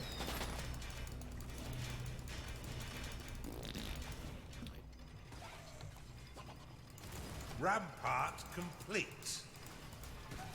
Okay, that's taking a while, but it works. Question from chat. Is the Orient monolith only available to Casita in the endgames? Yes, yes it is. A lot of the gold focus aspects and all the ones that we introduced in the Heart of Gold expansion, they're all focused for Casita in the undergames. Can you upgrade the imps? Yes, we can actually increase the level of our workers. They will just naturally upgrade as they fight, as they build, and they can also be trained. Alright, now I really need... oh my god, they're really producing like crazy in my foundry. Look at this! Holy smokes! Payday has come again. Okay, yeah. I have more than enough money for this. I think this is just not showing, isn't it? Right, let me try this again. Yeah, for some reason I can't build a rampart around here, which is weird. No, it's there. It's just, yeah, it says a rampart, but it doesn't render on. We had a couple of rampart bugs earlier on. We thought we'd gotten rid of them. We'll certainly have to look at that. I was just very confused. Like, didn't I do this right? Well, that's a minor thing. The thing is, the good thing is that it still shows on the tooltip that Your it's there. infernal It just doesn't urn is show. under All right. attack. My infernal urn is under attack, but not, well, not really here. It's there. They're there. I could naturally also build a few more storm vortexes on the front line. Those will be fun for you guys to tackle. I'm gonna do that actually. We have a lot of parts lying around here where we can build, strengthen up our defenses like crazy. Storm vortex complete.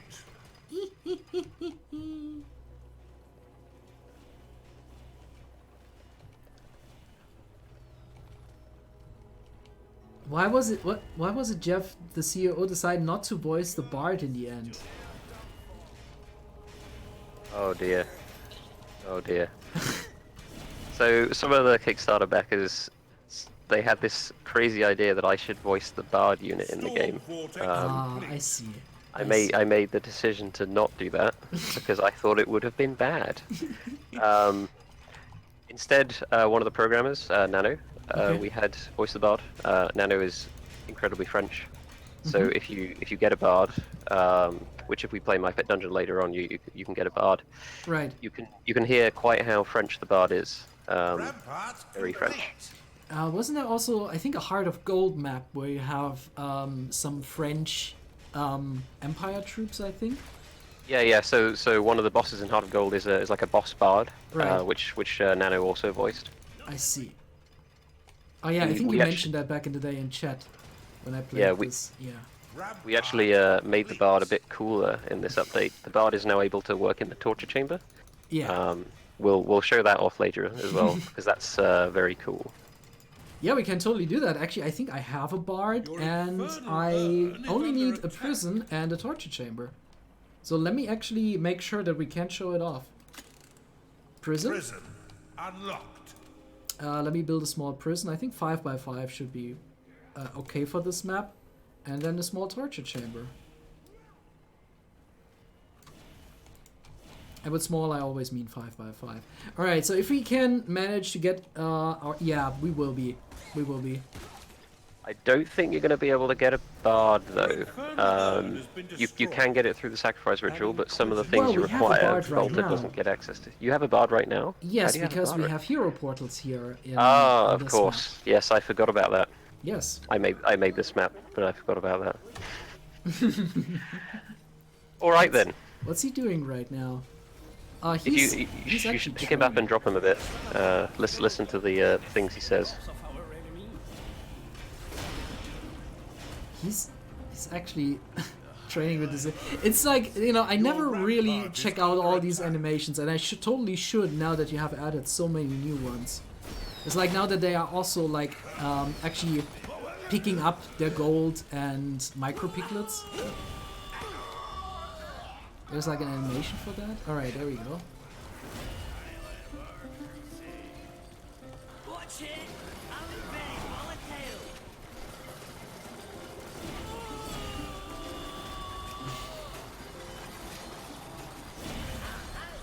So there we go.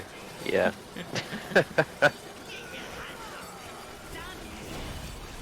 Yeah, that can't be good.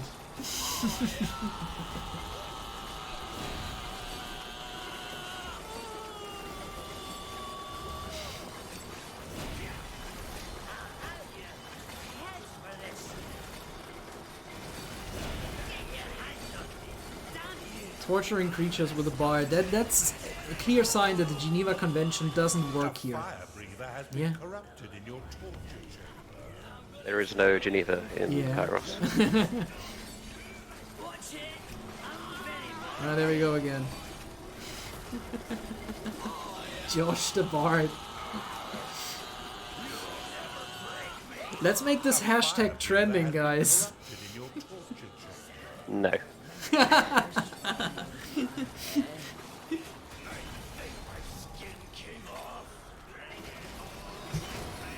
The spinning that you're seeing there is also new. One of our guys managed to make the unit get stuck to the prop. They used to just sort of lay on there statically and not move, and the prop would spin underneath them, and it didn't look quite right. A Templar has been corrupted in your torture There we go. We can torture more. We have so many things to torture. So many peeps to torture Your here. infernal urn is under attack. Will the Bard also go to the torture chamber automatically, or do I have to put him in for him to work there?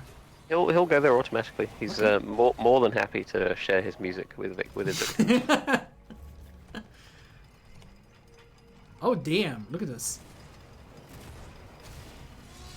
I think we should change some of those infernal urns to storm vortexes instead, because I think they're making a little bit more ruckus around here. Can I already put the rampart down? Not yet. That's no problem. We have more than enough construction parts laying around here to fix our defenses. Storm vortex complete.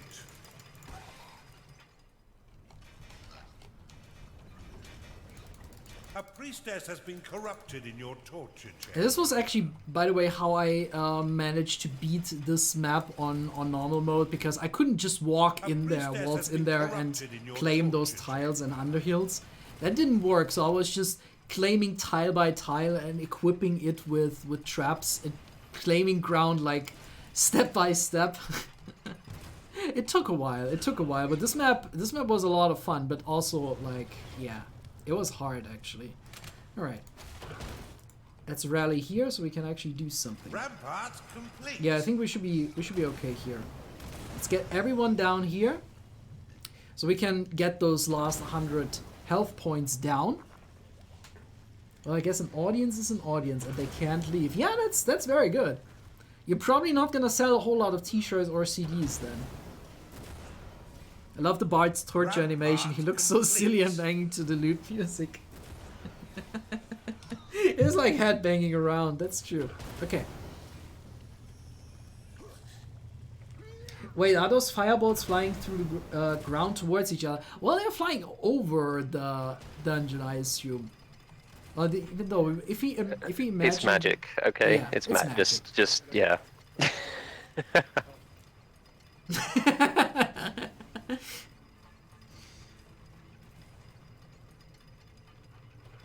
So, in the editor, did you further increase the range of the ballista? Is another question from chat.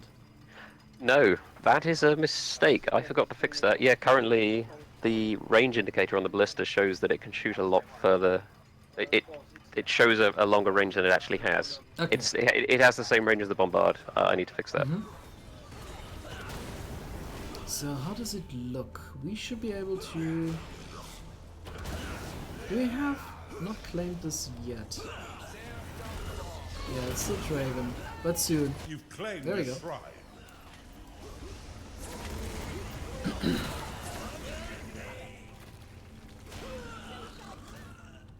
Your underground memories, but there is no above. Well, technically there is. Whether it's solid rock or not, that's a completely different question. Alright, now we have all 3 underhills. And now I'm starting to construct some defenses here. But I need to wait for my workers to claim a little bit more.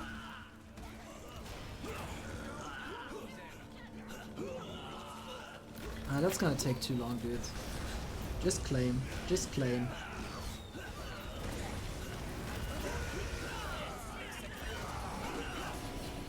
Oh, we could actually... but maybe I don't want to do that right now to destroy this brimstone here. But we could actually... Nah, we won't. There you go. Now you can do this. So there's a question in chat. How big is the team that developed this? I see the core team is 10, but there's no way this was done by 3 programmers. You would be surprised. For about 95% of the game has been done by 3 programmers. You're not supposed to hurt me. From a code standpoint, there have been contributions elsewhere. Our UI, for example, we get done by external people. For the most part, we also do some of that ourselves.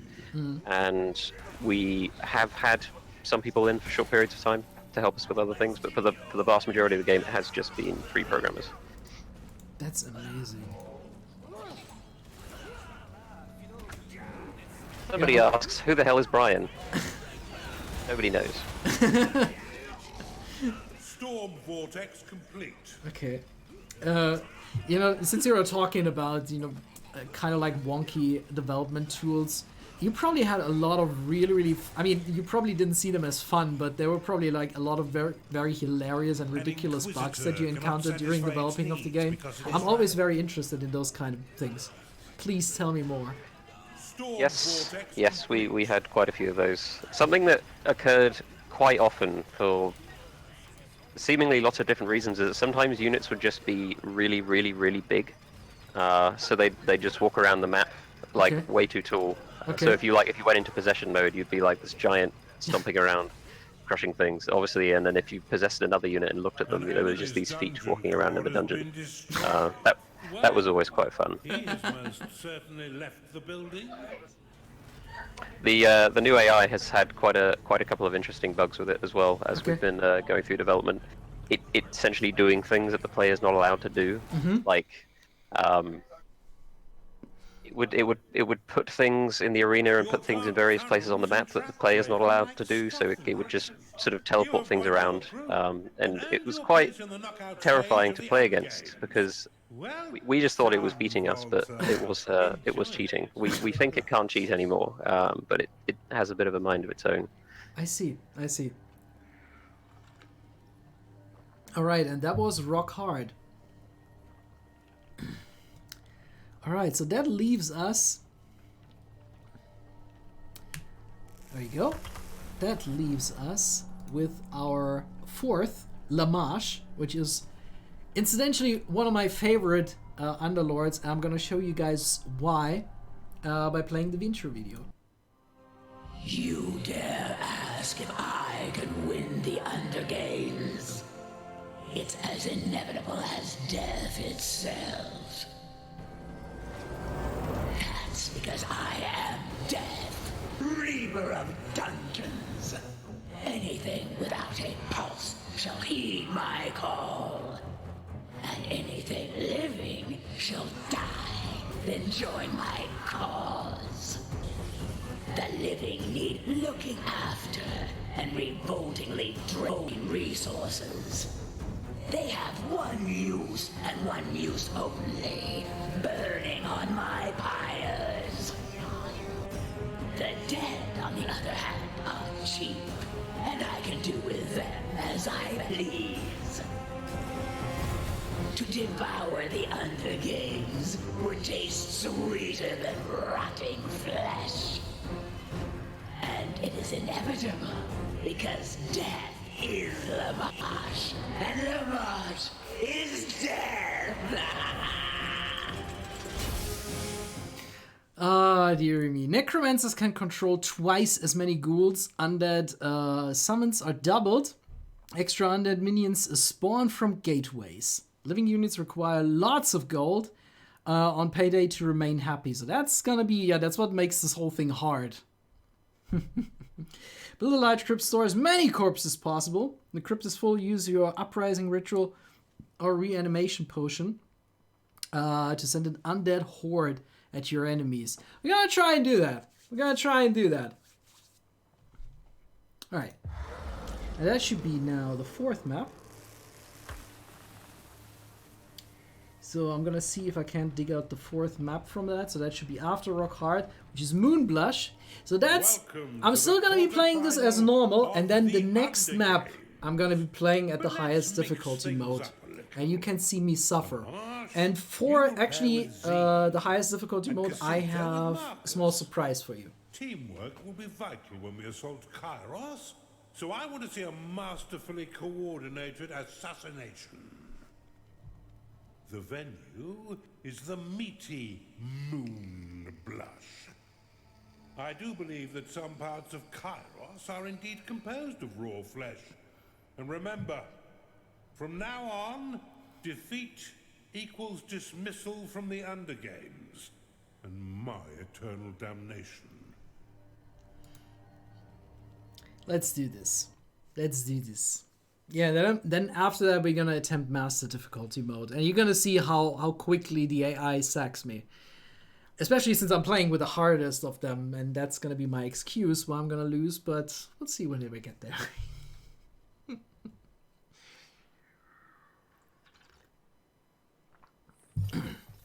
Welcome to Moonblush, a realm that only emerges... Jeremy Ratcliffe asks, so when should we expect the Battle Royale mode? That's coming next week. You're working with a partner. 100 Underlords on one map. Can we actually do that? I hope you get along. No. Because your team needs to hold more hills than the enemy if you're to damage them. And behold the magical Moongate shrines. Those owned by you and your ally allow your minions to teleport between them. This is the quarterfinal. Work with Zeem if you can, claim the Underhills, and knock the opposing force out of the Undergames. Just my luck to end up with you. Oh, come on. I like Zeem. I would wish I could play with Zeem. I'm sorry, Marcus. I can't stop staring into your gorgeous dungeon core. Let's concentrate on the matter at hand, shall we? Namely, the two psychopaths over there. Stop calling me a psychopath. There's nothing psycho about me. Hello, Dizzy Place.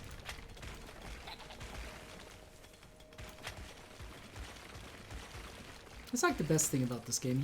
You can't always be sure to be insulted one way or another. When I made it beat by Mendicaus or by somebody else. Happens. Okay, 6 by 5. Let's actually do... Yeah, sure, why not? Let's build it like this. I think we can actually dig out a whole lot more here. Make this like maybe our crypt here. Because it's huge.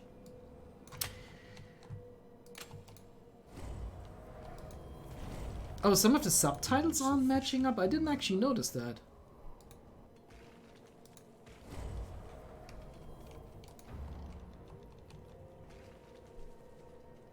Build a larger vault. Another question in chat. Do you remember the Josh Killer AI? I have no idea what's that even referring to. The earlier on in development, when I was less good at the game, the AI would beat me. This doesn't happen anymore. That's fine. Alright, so let's build this. Okay. So now I can be sure I have my lair going on here.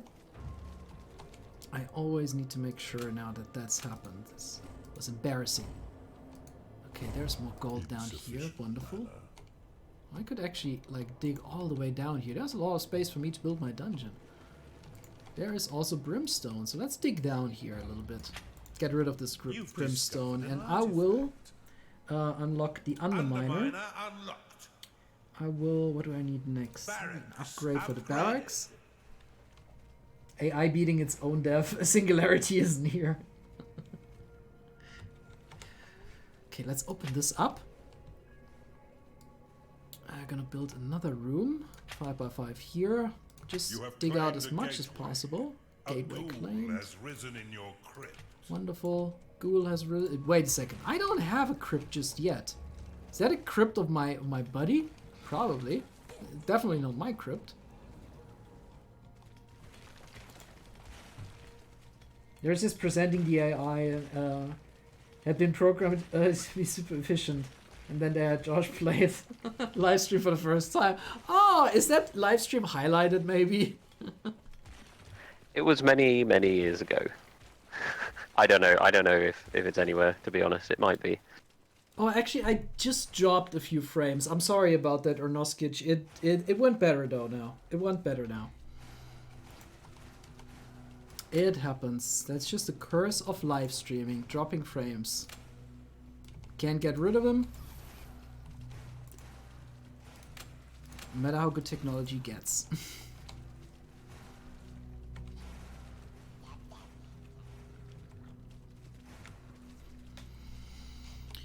Alright. Let's get rid of this brimstone around here. Nope, not that far. Alright, so we can start building more rooms now. And I should maybe build an archive as well. Just so we can do some research.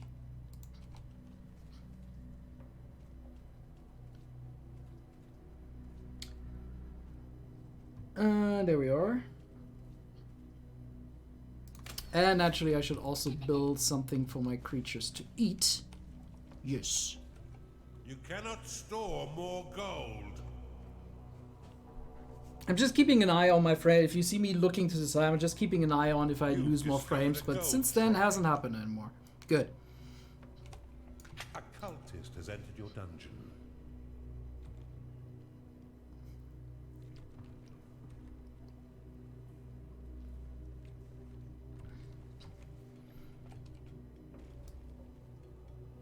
All right.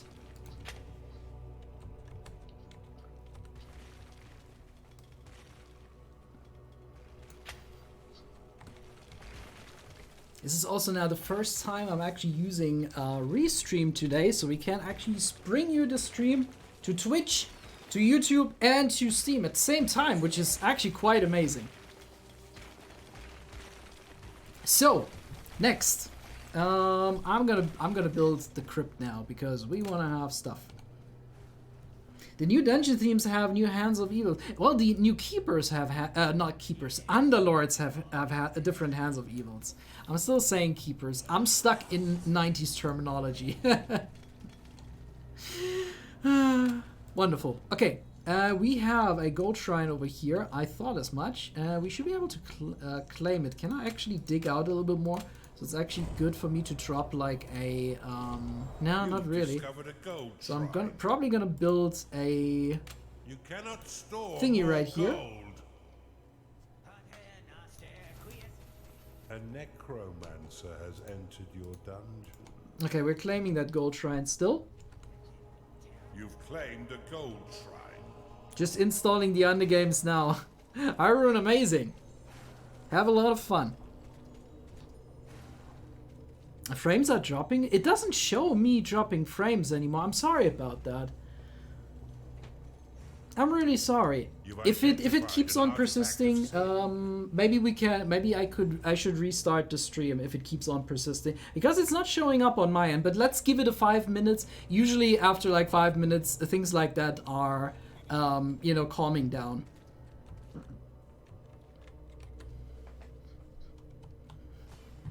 All right.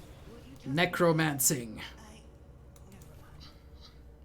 So are there more stuff, more things that we need? Upgrading. Upgraded. Could also have Beast Den. unlocked. Foundry unlocked. It's the pesky people on the overworld coming for you. They're destroying your frames. Oh no!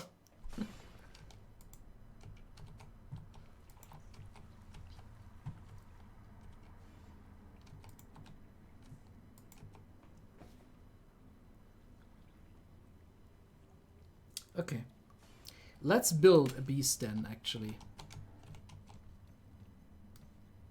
Just 5 by 5. An Oculus has We're gonna mostly work with... actually, I don't need to unlock a torture chamber necessarily. an artifact of mana. I am gonna take the Stone bridge, though. unlocked. Because we're gonna mostly work with undead people now. And of course, we want to have some traps built.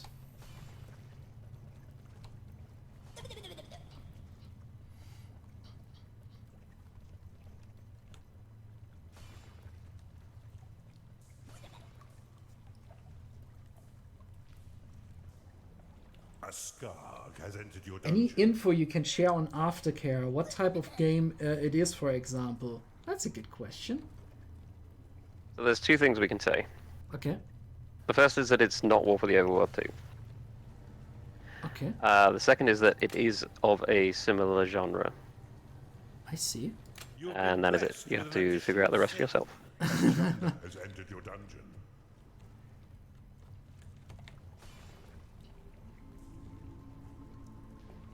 I see.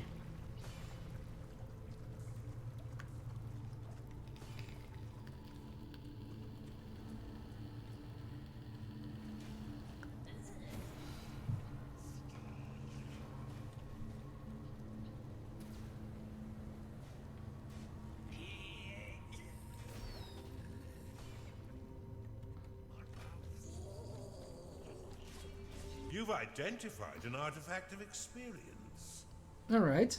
I'm not gonna take that level up right now because I still think there may be more creatures coming into my dungeon. So I'm gonna save that up for now. Payday has come again. Payday! You've discovered a perception. Oh, I can't actually do a whole lot more here. We don't necessarily need any more rooms at the moment. I mean, more rooms could attract more people, I assume.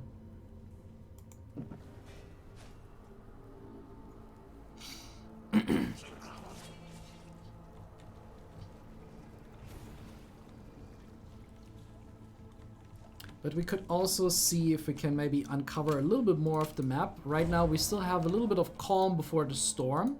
You've discovered an artifact. Yeah, that's perfect actually. Alright, let's branch out a little, shall we?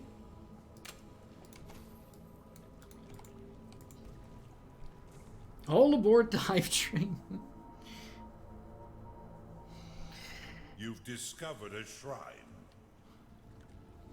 May or may not be inspired by another Bullfrog classic, says Notar. Huh. Huh. You've identified an artifact of workers. You have been blessed with permanent spirit. I usually save my level plus tombs for average creature leveling before around level 5. Being around level 5. or if they get in a serious battle. Yeah, I mean, depending on how many artifacts we're gonna find and how many slots we're gonna have in here. Actually, I should be summoning. Summoning underway.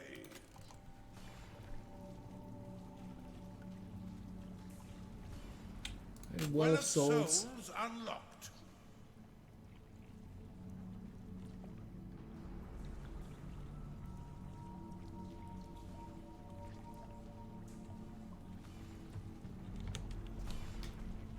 Alright, let's dig this gold because I want to have as much money as possible. Having a gold shrine is good, but it's not gonna be like the most fast way of gathering gold. Summoning a behemoth.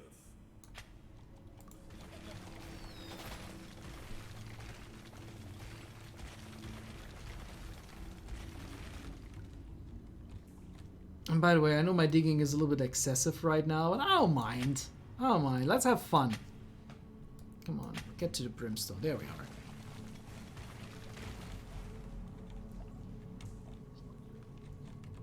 Syndicate, but wouldn't that be satellite rain? That exists already. I don't think it would be syndicate. I don't know. Oh, it could though. It is if you get a couple of gold vortex next to it. And do I actually have access to those? Because I don't think I do. Gold vortexes. Now, I don't have access to those.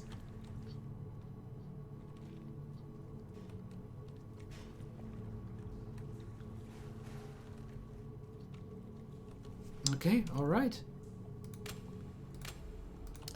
I can't put the underminer. Let's do this!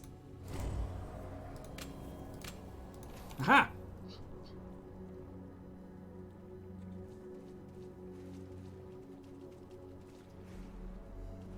Underminer complete. Syndicate mixed with black and white in space. Yeah, just like Chad just said, I would play that too. That sounds amazing. Boom! It sounds so utterly awesome.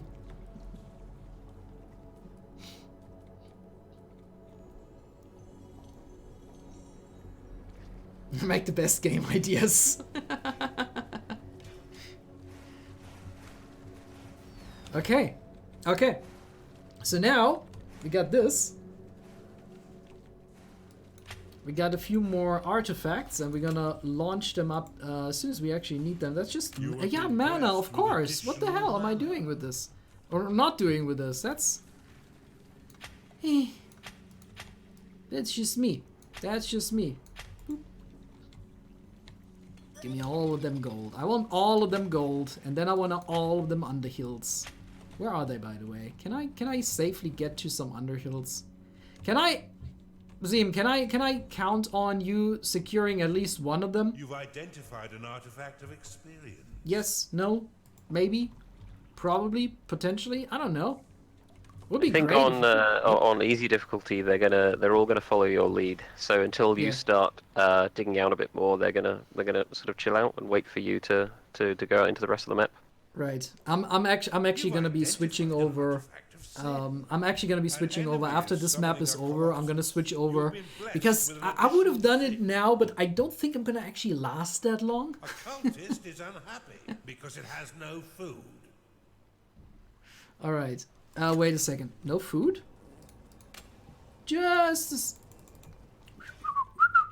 I haven't forgotten to build a slaughter pen. I haven't forgotten that. Your Arcane will be summoned in 1 minute. Nope. Didn't forget it. Nope. Ba-bum. Ba-bum. At all. Do you ever lead an attack while processing a creature? I should totally do that at some point. But I know, I would go in there, be totally like Rambo, and my other creatures would be all like in the back, do nothing. That's how I end. That would be the end of me. I know that.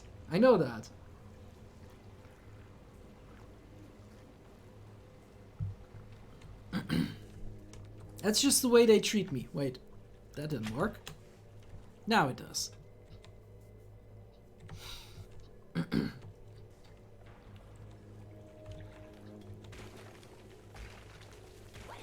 Your Archon will be summoned in 10 seconds. Okay, let's unlock the mana vault and also the treasure, the torture chamber for good measure. Torture chamber unlocked. Archon summoned.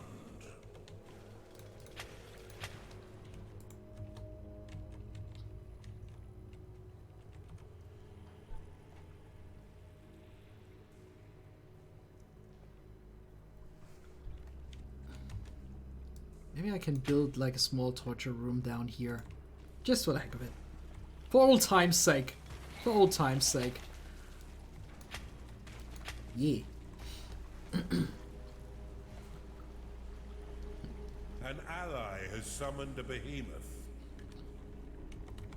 So we have a moon gate over here, which is basically instant transportation between all of the moon gates in this map. Or at least those that we You've own. identified an artifact of assembly. Artifact of assembly. I could use that later, shortly after claiming. That's good. I'm gonna keep that in mind.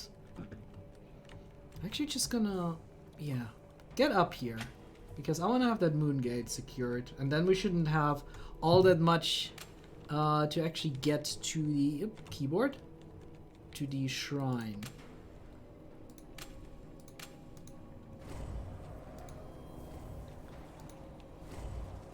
The moon gates are basically teleporters in Nuskitch.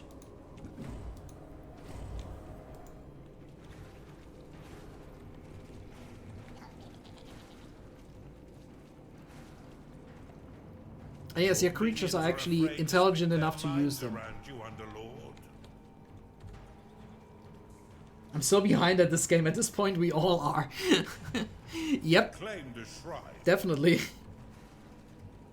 Okay.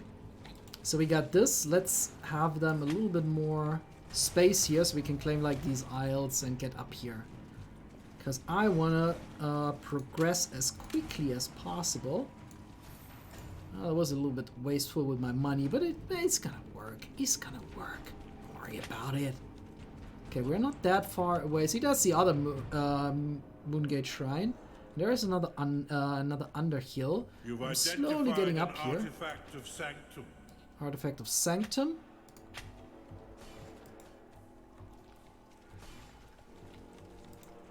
Okay.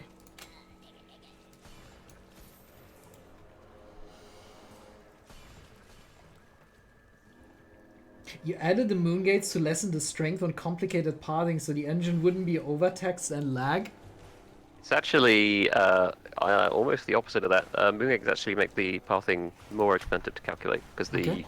It adds more potential paths for a unit to go through the map. So there are more iterations that it has to go through before deciding what the fastest route is. Right.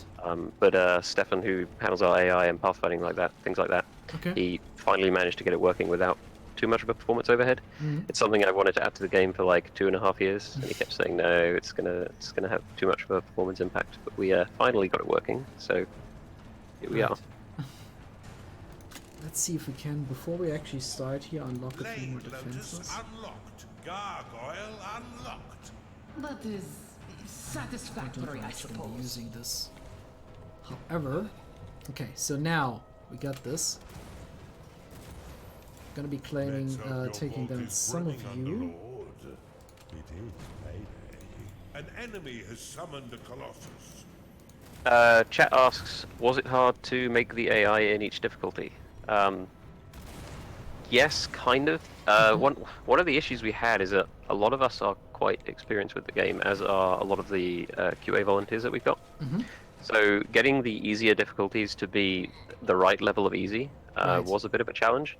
We are probably likely to be tweaking them as we go. So something we've added in this update is some anonymous telemetry to the game. So as people play it, based on the difficulty they are on, we basically get to see how often people succeed and fail against the AI, and how they do in the level. Right. Based on that, we may be making further tweaks to certain difficulty levels. We're happy with how hard Master is, though. That's nice. But the easy ones, they may be too easy, they may be not easy enough. We'll Claimed a see. shrine. Yeah, I gotta say, I had my problems with normal at the beginning. Like, it's not, you know, there's like, oh my god, this is unbeatable, but I did need to load, like, quite a few times when I first played the maps. We cannot But, allow yeah, our precious it's cause rare be to see defaced like how this. much of a stress the AI puts on it, on a player, and this is actually quite amazing for me to see. Are they not? Yeah, well, that's one of the things the easier difficulties do quite well.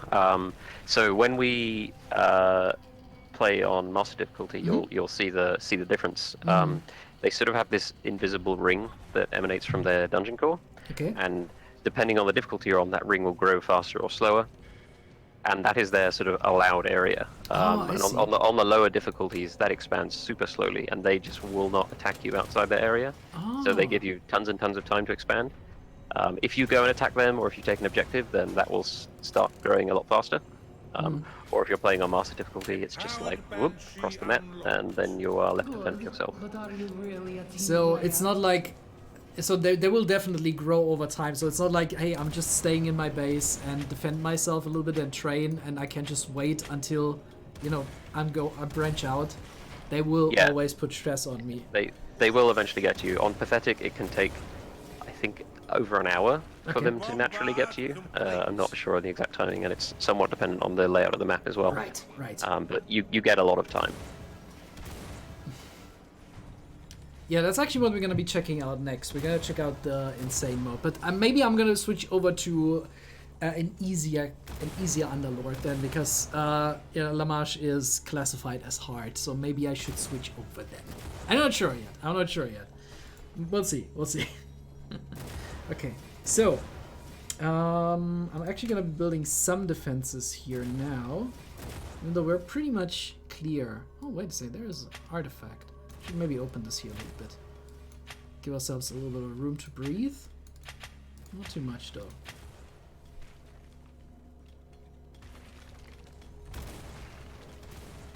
Oh, Dizzy, you misunderstood it. It's not pathetic, it's practice mode. I don't think it says pathetic. We could rename it if it makes you feel better. No, it's fine. That's fine. Okay.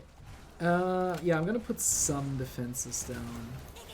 I don't know where they will actually start attacking me now, but somewhere they will, I assume. Even though they're pretty much doing nothing right now. Yeah, we definitely need to step up their game a little bit. I can help Zeem now to. Oh, did I see something on the minimap here? No, seems to be just the artifact that I'm seeing here. Okay. So we could just finish off all our defenses. Let's do Your that. defenses are being assembled. Of course, I could have put. Do I actually have access to those? No. Okay. That's fine. That's fine. It's just thinking out loud. Okay.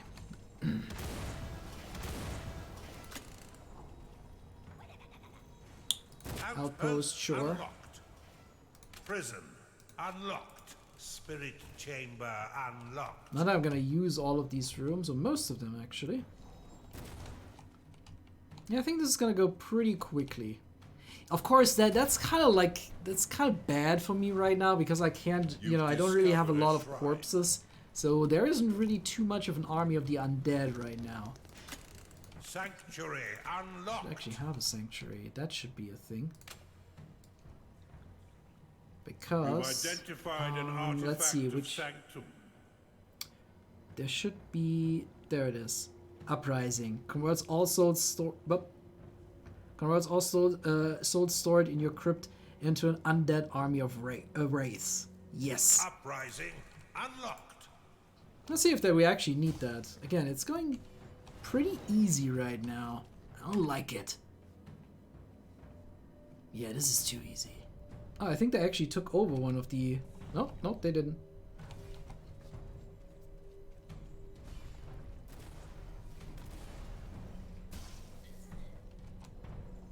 You have discovered Okay. a gateway. Gateway.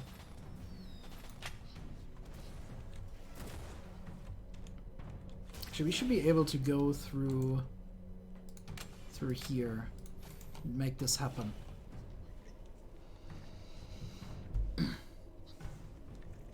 should be faster than digging all the way over there. Underminer complete. Yeah, see, when I played this map on normal, it was actually Zim who took over the first underhill. So it wasn't like, right now she's just waiting for me. Which is nice, Wait for the slow kids to catch up.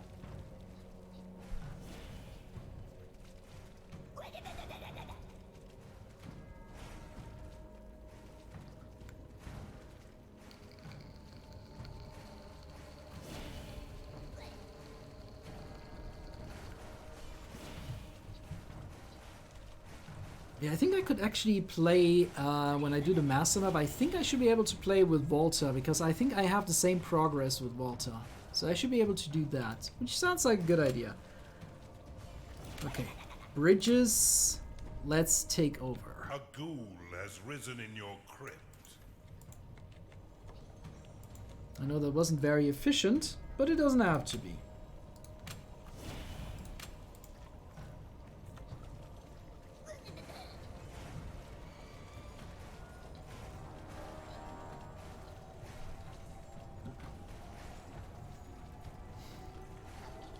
You've claimed There we the go. shrine. Now we have 0 to 3 damage. That's gonna be amazing.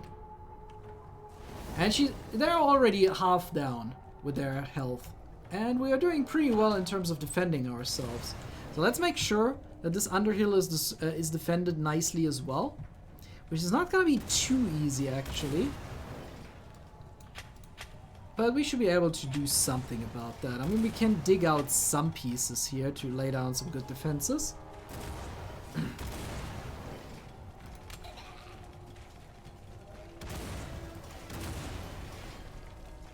Did I hear a rally flag going up somewhere?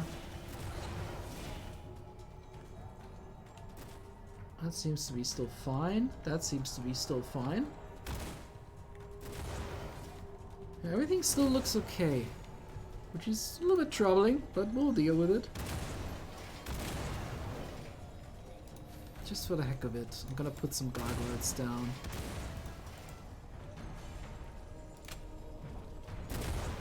That could actually...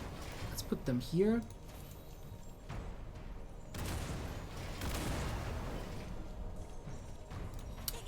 And also blade lotuses. We seem to have a bit of a cash. Ah, come on! Cash is no problem. We have cash. Look at that. All the cash. All the cash in the world. Look at this. There's so much cash in here.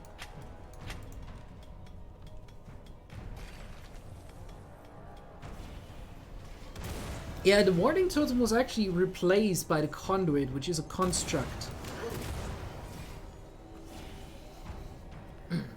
Yeah, this is the third version of the warding totem, I guess. So the first version of the warding totem just revealed fog of war, but that was lame. So we changed it to repel enemy workers. We found that it didn't sort of fit right with where it was in the Veins of Evil, because it was quite a defensive thing, but obviously it's one of the first things in the Wrath trees that didn't work quite so well. So we've now changed it to well, we've essentially removed it and replaced it with a brand new thing called the Conduit. What that does is basically significantly increases the rate at which your workers do things in an area. So it's really useful when you're besieging an enemy dungeon, because you can clean their tiles quickly, dig their walls quickly, those kind of things. It's also really useful for expanding quickly as well. Right. Insufficient mana. Alright. So now they're suddenly starting to attack here. You have insufficient mana to cast. Trying to give my own creatures as much time as possible. Actually, we could just take some of our creatures that hopefully have got their money already. Just drop them in here. Just let them deal with the workers on their own terms. There we are. I really like to use the conduit to clear out gold quickly. I was when I was playing, what was it? I think with Volta, to speed up the construction of you know, the traps that I put down. That really helps. Or like, you know, reconstructing traps if necessary. Our beautiful cores are being destroyed. Yes, they are. Do not give up just yet. The cores are being destroyed. That is correct.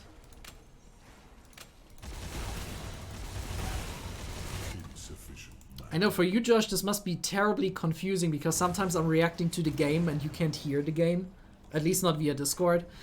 Yeah, the delay also does make it quite confusing as well. I'm also Yes. worried I'm talking over Mendicals as well. It's a challenge. It should be balanced so much that you can actually overtone him perfectly. So he shouldn't be able to interfere with you. Okay, so we have another artifact here. We have a lot of sins. We should just unlock everything that we have left. Vampire unlocked. Construction unlocked. Overload unlocked. Conduit There's so much to unlock here, and I know I haven't really checked out all of these items now that I unlocked them. But that's okay. That's okay for the time being. So we are looking pretty good in our dungeon. Avarice ready. An enemy's dungeon core has been destroyed. And that was it already. The deadly duo live up to their reputation. Well done, Lamarche. Proceed to the semi-final to receive your well-earned reward. And now we're gonna switch back to Volta and yeah. This time, high difficulty mode. And I am actually gonna, Josh actually supplied me with quite a few nice toys here, and I'm gonna do just that. But first, we're gonna start the map. Done and dusted, and you're going to the semi-final. Oh, and Lamarche, it may interest you to know that Shale has also reached her semi-final. No. If you're lucky, the stars may align in your sadistic favor.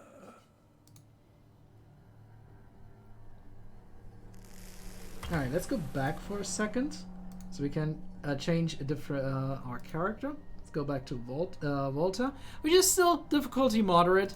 We can handle that. We can handle that. We're gonna start also with the semi-final, which is coincidentally as much progress as I made with them. And this time we're gonna start. The semi-final, a place I thought you would never reach, Underlord. A master. As reward for you and Mira, I have decided you will fight one another. I hope you didn't get too attached. The venue is Juggleflank, which will also test you against mortals I have conscripted from Kairos. Is this 2 versus 2 max, or can it be 4 versus 4? I think in the Undergames I actually haven't seen more than 2 versus 2. Yeah, there's no 4v4 in the game. Maps okay. basically support a max of 4 player factions. Now let's launch the map, and we're gonna see what we do here. This kills the streamer, this kills the game. I have no hope to actually do this, but we'll see about that. The day isn't over just yet. Welcome to Juggleflank and the semi-final of the Undergames. The battle is core shards. Defend your own and attack your opponent's shards.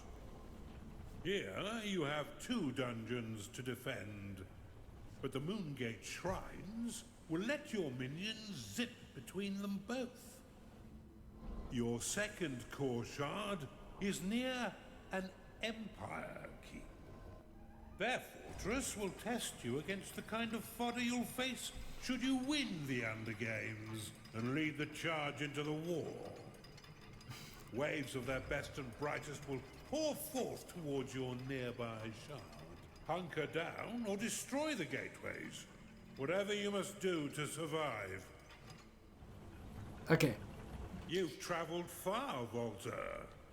Now, kindly destroy Mira's core shards, repel these mortal goons, and secure your place in the grand final. All right. I do admire Mendicals' style, pitching us together like this. Now, before I do anything else, I'm gonna quickly hide the game. Don't worry, it's gonna come back. It's gonna come back. It's gonna come back in just a second. Because what I want to do is... Barracks upgraded. I'm gonna cheat. So what I'm gonna be doing is I'm gonna be activating some nice functions, debugging functions that Josh has supplied me with, that will actually show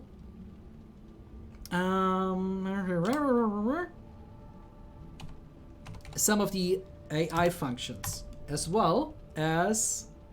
Obey unlocked. Let's turn this back on. As well as allow the AI to control my own creatures as well. Alchemy lab unlocked. So let's see what they're actually gonna do. Discovered a gateway. Okay, they decided already for some barracks to be built down here. And for archives to be built here. Tutor Nathan. Now this is actually pretty nice to show you off how the AI performs, and we're gonna check out the enemy AI as well. What are they doing here? Has entered your dungeon.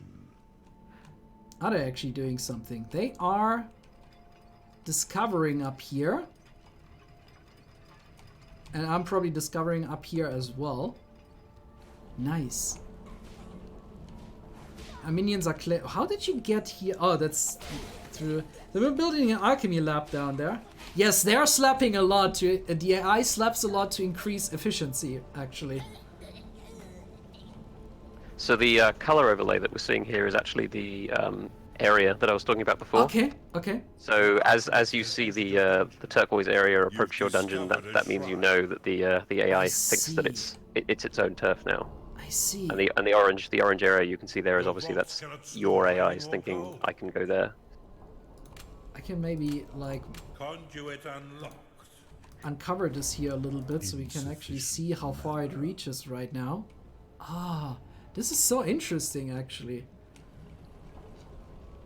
So yeah, essentially what we can see is on the level itself, you can see these words being painted down. That's Right. like the AI is thinking I'm going to do that here. So you'll see things like rooms or defensive posts. A defense Right. post being like, this is an area I'm going to defend, so I'm going to build some defenses here. And then on the screen, you can see that text on the left-hand side. That's just some stats. That's what's feeding into the AI, what it's thinking it's going to do next, basically. It even displays the APM values, which is quite nice. You claimed a gold shrine. Yes, it seems your AI is currently winning on the APM front. Well, now it's going a little bit lower. Oh yeah, he's slapping a lot.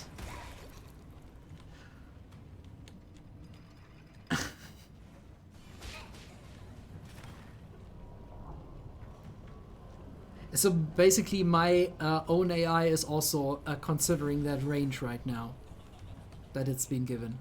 Oh yeah, that's a good point from chat. Someone's saying if we've got the overlay on, why don't we reveal the whole map? We could do that. Okay. So if you press F4, and then you press F7, and then you press F4 again. Work a lot. Unlocked. Okay. You've Seems to be done. discovered an artifact. You've discovered a shrine. It seems to be chugging now a little bit. Yeah, it'll do that for a minute. Yeah. And then in a minute, once it's fully revealed, what we're going to do is we're going to press F4, F7, and F4 again. Okay. And then that'll turn the whole map into sort of grey fog of war. That lets you still see where the AI is thinking, but it stops rendering the whole map, which Okay. is bad for performance. All right. Yeah, it's back to normal. Okay, I'm actually really interested to see how my AI will actually tackle the hero key, because I found that almost harder to go through than going straight to the other Underlord and defeating them. Yeah, so the Empire Keep on this map is incredibly tough. Yes. The They idea know how behind to lay it down was, traps. Yeah.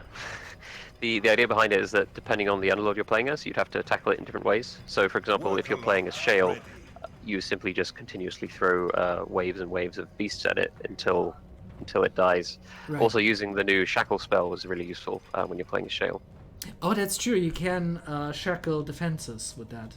Right. And then as Volta, the idea is that you just don't go in there, you just build a wall of defenses and let them come to you.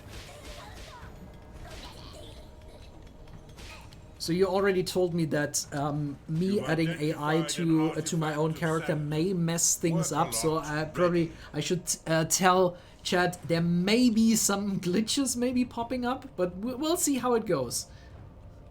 Yeah, when you add the AI to a player faction, some odd things happen. You may see things appearing and disappearing out of your hand and stuff like that, because it's obviously trying to pick up and drop units around. And if you try and interfere with that, things can kind of go wrong. So I'm actually gonna keep out for now and just let the AI do its job. Your vaults cannot store any more gold. So we seem to be playing pretty conservative right now.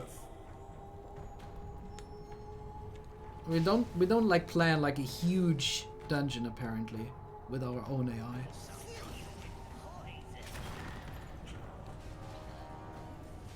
Then again, we're still doing like 200 APM. A war for the glitch world. Are you finally going to see the whale shrooms? What is that? Whale shrooms? Glacial door. Whale shrooms. Okay, so early on in development, one of the guys on the team maybe had, an adventure with some plant matter and decided that they wanted to add something called whale shrooms to the game, which is a mushroom that made whale sounds. Yeah, that's where that came from. Okay. APM, actions per minute. Which is usually referring to how many times you click the mouse in a strategy game. Excuse me. I think actually like esports RTS games like StarCraft 2 have an APM counter built into the HUD, I think.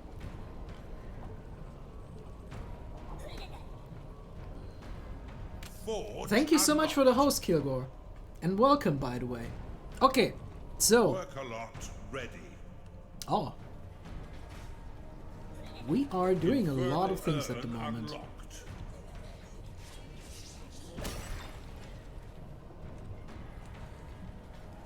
Oh, he's building even doors. Wooden door around my dungeon heart. That seems a little bit excessive. I said dungeon heart. Dungeon core! Work a lot ready. You've identified an artifact of assembly. Your defenses are being assembled. Oh. Garrison unlocked. Okay. So I'm pretty sure he's gonna strengthen my defenses with a garrison now. He's got the space for it over there on this island, and over here as well. He wants to defend here. Because I have no idea how this AI will actually inflict the or change the Empire troops here. Don't I build doors? Very rarely, actually. I build doors very rarely. I should work with that more, yes. Gargoyle unlocked. But I'm usually the kind of guy who says, like, if I need a door and creature enemies actually come to my door, I probably have made a bad job with my defenses in general. Conduit complete. Your conduit is under attack. Is it? Where is that? I don't necessarily want to go about this with the mouse. Because I don't want to disturb the AI. Where are we? Oh, you have planned a lot of things down here, dude. Look at this. Game logic AI. Let me actually rotate this. Maybe I can read it then. INGR's tactics. Oh, defense post? Yeah, defense post. Huh. It's deciding where to put defenses down. What could be a good place for defenses in general. I built doors all over the dungeon because then I can control the flow of my creatures with delaying the enemies. That could, yeah, I mean, that's a very good idea. I think for me it's sometimes a problem that I also like to build my dungeons very open. But I mean, it's a good idea. It's a good idea. It's kind of like, since I've been and I hate to always bring up Dungeon Keeper. You know, since I've been playing those games for so long, it's kind of like that I fell into a specific way of playing those games. Even though it's not always the best way to do so, but, you know, just like as I like to scroll over the map instead of just clicking down there where there's actually something to do. Blade Lotus complete. You know, and actually do this much faster. It's just, you know, oh my god, this is how I'm used to playing this game. And I know, I need to adjust to that if I ever want to beat this difficulty mode. Well of Souls unlocked. So you don't seem to be doing a whole lot, or I haven't found your current construction sites. Yeah, that's smart. Look at that. He actually managed to kill these defenses here. Are you actually working in there? Let's see. Not enough mana. Okay. My AI is using mana like crazy. And apparently there's a lot marked right now. Yeah, there we go. Oh, look at this! We're trying to bring our defenses forth. I always get frustrated when I can't build 5x5 rooms with a wall around it. I know that feeling. I know that feeling way too well, Ernoskic. I know it way too well. Complete. Is there any way to get Volta to say something while playing this level? I think it's not possible, right? Yeah, so we sort of continued on the tradition of the main campaign where and Heart of Gold, where if you are playing as an Underlord, they don't talk. However, all the ones you play as, you can also play against when you're playing as different Underlords. So that's how you then hear them talk. Right. Because it is tired. This is so fascinating to see how they are strategizing against each other. I know I'm sometimes scrolling over dead air here because I'm trying to find where they're currently, you know, putting all their. Scouts, go find a way out of here. Beware, foolish demons. Manual construction. Okay. Attack target preparing. We are apparently preparing an attack on the enemy gold shrine. Okay.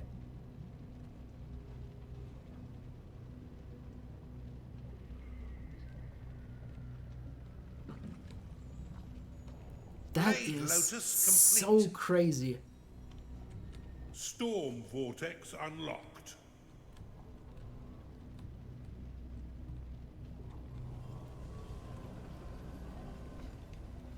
Now, some of these overlays are actually staying there, and some of them seem to, or no, they don't disappear. All right, they just stay there. Okay. Attack target rally. Oh.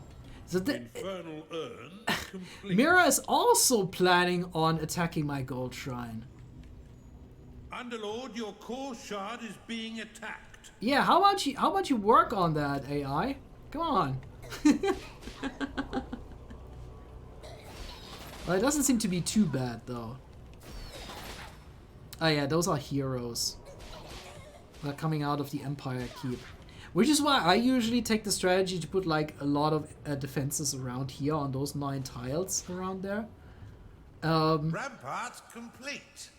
I think that's actually quite good. At least you can like slow down the enemies when they decide to come out of the Empire Keep. Even though maybe they won't be able to do that, and we will actually storm this keep. I'm not sure what we're gonna be doing here. Slap the eye, she likes it. They're slapping around like crazy already. Like they are using those beatings as intended. And you know I don't like to slap my creatures. Succubi actually get happier when slapped. Yes, that's the best part about them. Definitely. That is the best part about them. One of your workers is pontificating about wage slavery and seeks to overthrow you. Ha! Your conduit is under attack. Alchemine unlocked. Oh, there they are suddenly. Alright, let's see. So Mira is using a lot of conduits actually. She has more conduits than we have. Crackpot is unhappy because it is tired. Conduit complete. That's probably where the high APM comes from, all that slapping. Yeah, I could imagine so. Your infernal urn is under attack. Where are we? Scouts, go find a way out of here. Sally forth, brave soldiers! Lord of the land. A crackpot is unhappy because it is tired.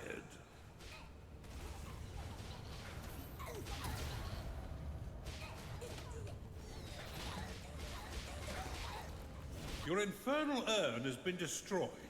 Also, you have 6 units, Mira has 28. How are you expecting to win that fight?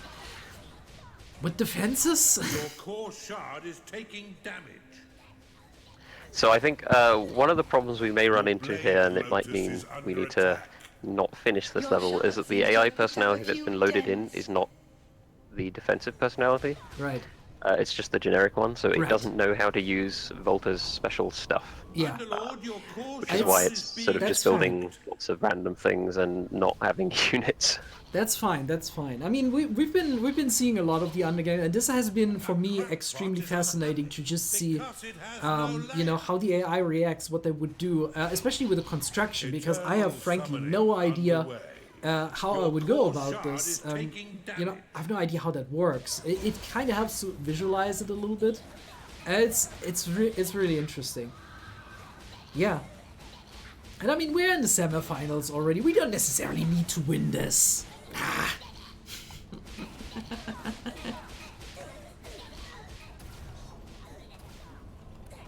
I mean, I want to have something for the GG stream tomorrow as well. And then we're going to be playing on normal the whole thing through. Definitely.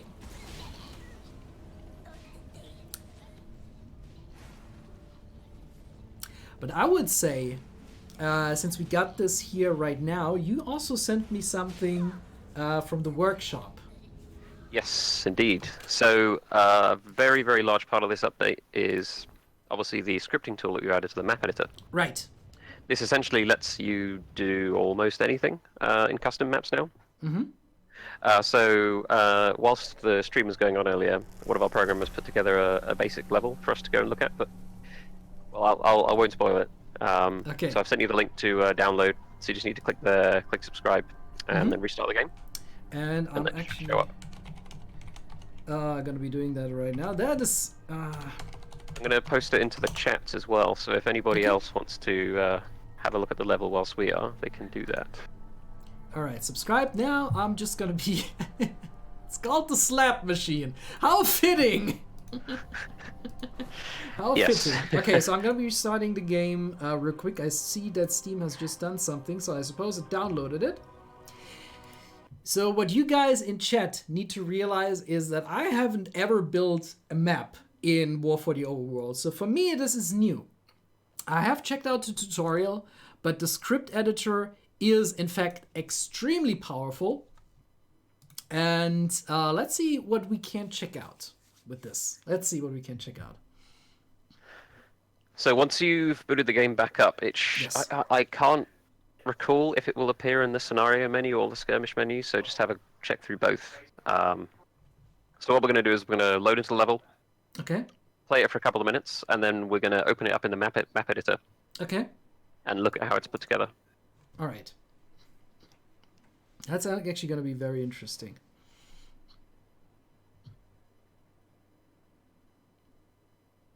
All right, so you guys should see. Yes, you should see the game again. It's capturing perfectly. Let's see where it is. Single player skirmish, and it should be then under, I suppose, under slap machine. Let me actually bring the. There we go. Now we got this again. So it depends on which kind of where it is. I haven't actually seen it so far. Doesn't seem to be under skirmish. Nope. Does it say on the workshop what it is? Let me see. Ah, it's just a scenario. Alright. So let's actually open that one up. Right, should be a scenario. Okay. There is the slap machine. Okay. It's slaptastic. That's everything? Kill dwarves. So I am on a bit of a delay. So yes. I'm gonna actually try refreshing the stream and see if it catches up. That will, I assume, since we're going through restream, the delay will be a little bit higher today than it usually is just on Twitch alone, but we can deal with it. All right, let's see what we got here. So I haven't seen this, by the way. It was made like an hour and a half ago. Okay, I see. So this is new to me as well. Oh my god, this is almost like tower defense, I think. So, from what I've been told, your goal is you have to slap the dwarves before they get to the other end of the map. Yeah. And you get points by doing that. And I don't know if I can kill them all. And they speed up over time. So this is essentially just like a really basic example of what you can do in the editor. So what's happening here is obviously there's gateways that are spawning units. Right. Those units are being put on a patrol path. You have an interaction with the units being slapping, which kills them. And then when they die, you're getting points. What's also happening behind the scenes is they're actually getting faster over time. And then you've got a timer. And I don't know what the lose condition is. Maybe you have to stop all of them. Maybe if one of them gets through, you lose. Maybe you have, you know... I'm trying my best. I'm raising my APM right now. It looks like there's a bunch in the top lane as well. Yeah, and I haven't even started on that one. Oh, I got dizzy. Pyronjade needs to see that. She's playing a dwarf on D&D.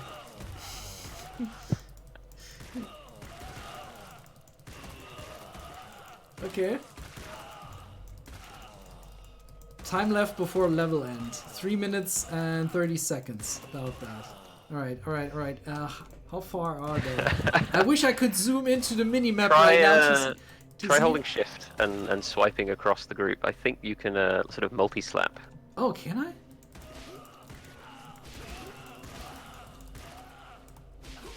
Oh, yeah. Oh, it's now like Bud Spencer and Terence Hill movie. Great.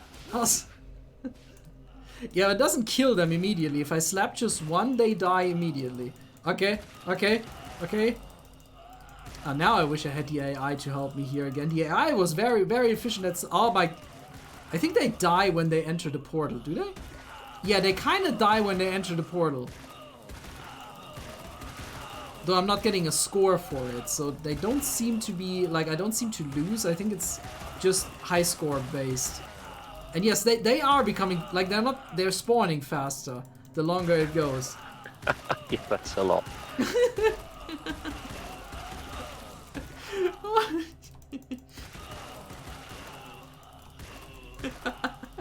I can't even get through all of them anymore. Okay, let's try. Oh, I can't pick them up. Oh, I wish I could pick them up like infinitely. That could... Yeah. I think I could maximize my score if I just now stay with this one tunnel and try to keep kill as many as possible. I have to kill 1,000 dwarves. Yeah, we can totally do that. We can totally do that. I mean, they're coming pretty much. I'm killing like probably like 5 per second now by now. So we're safe. We're safe here. We're safe. Oh, I don't know. Oh, maybe. Yeah. Yeah. Okay. I think you do have it. It's a flaw in the design. Honestly, they're coming so fast that I couldn't imagine scrolling from lane to lane could be a faster strategy now.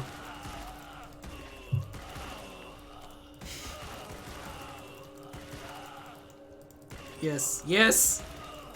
We're getting there, we're getting there. Only 50 left.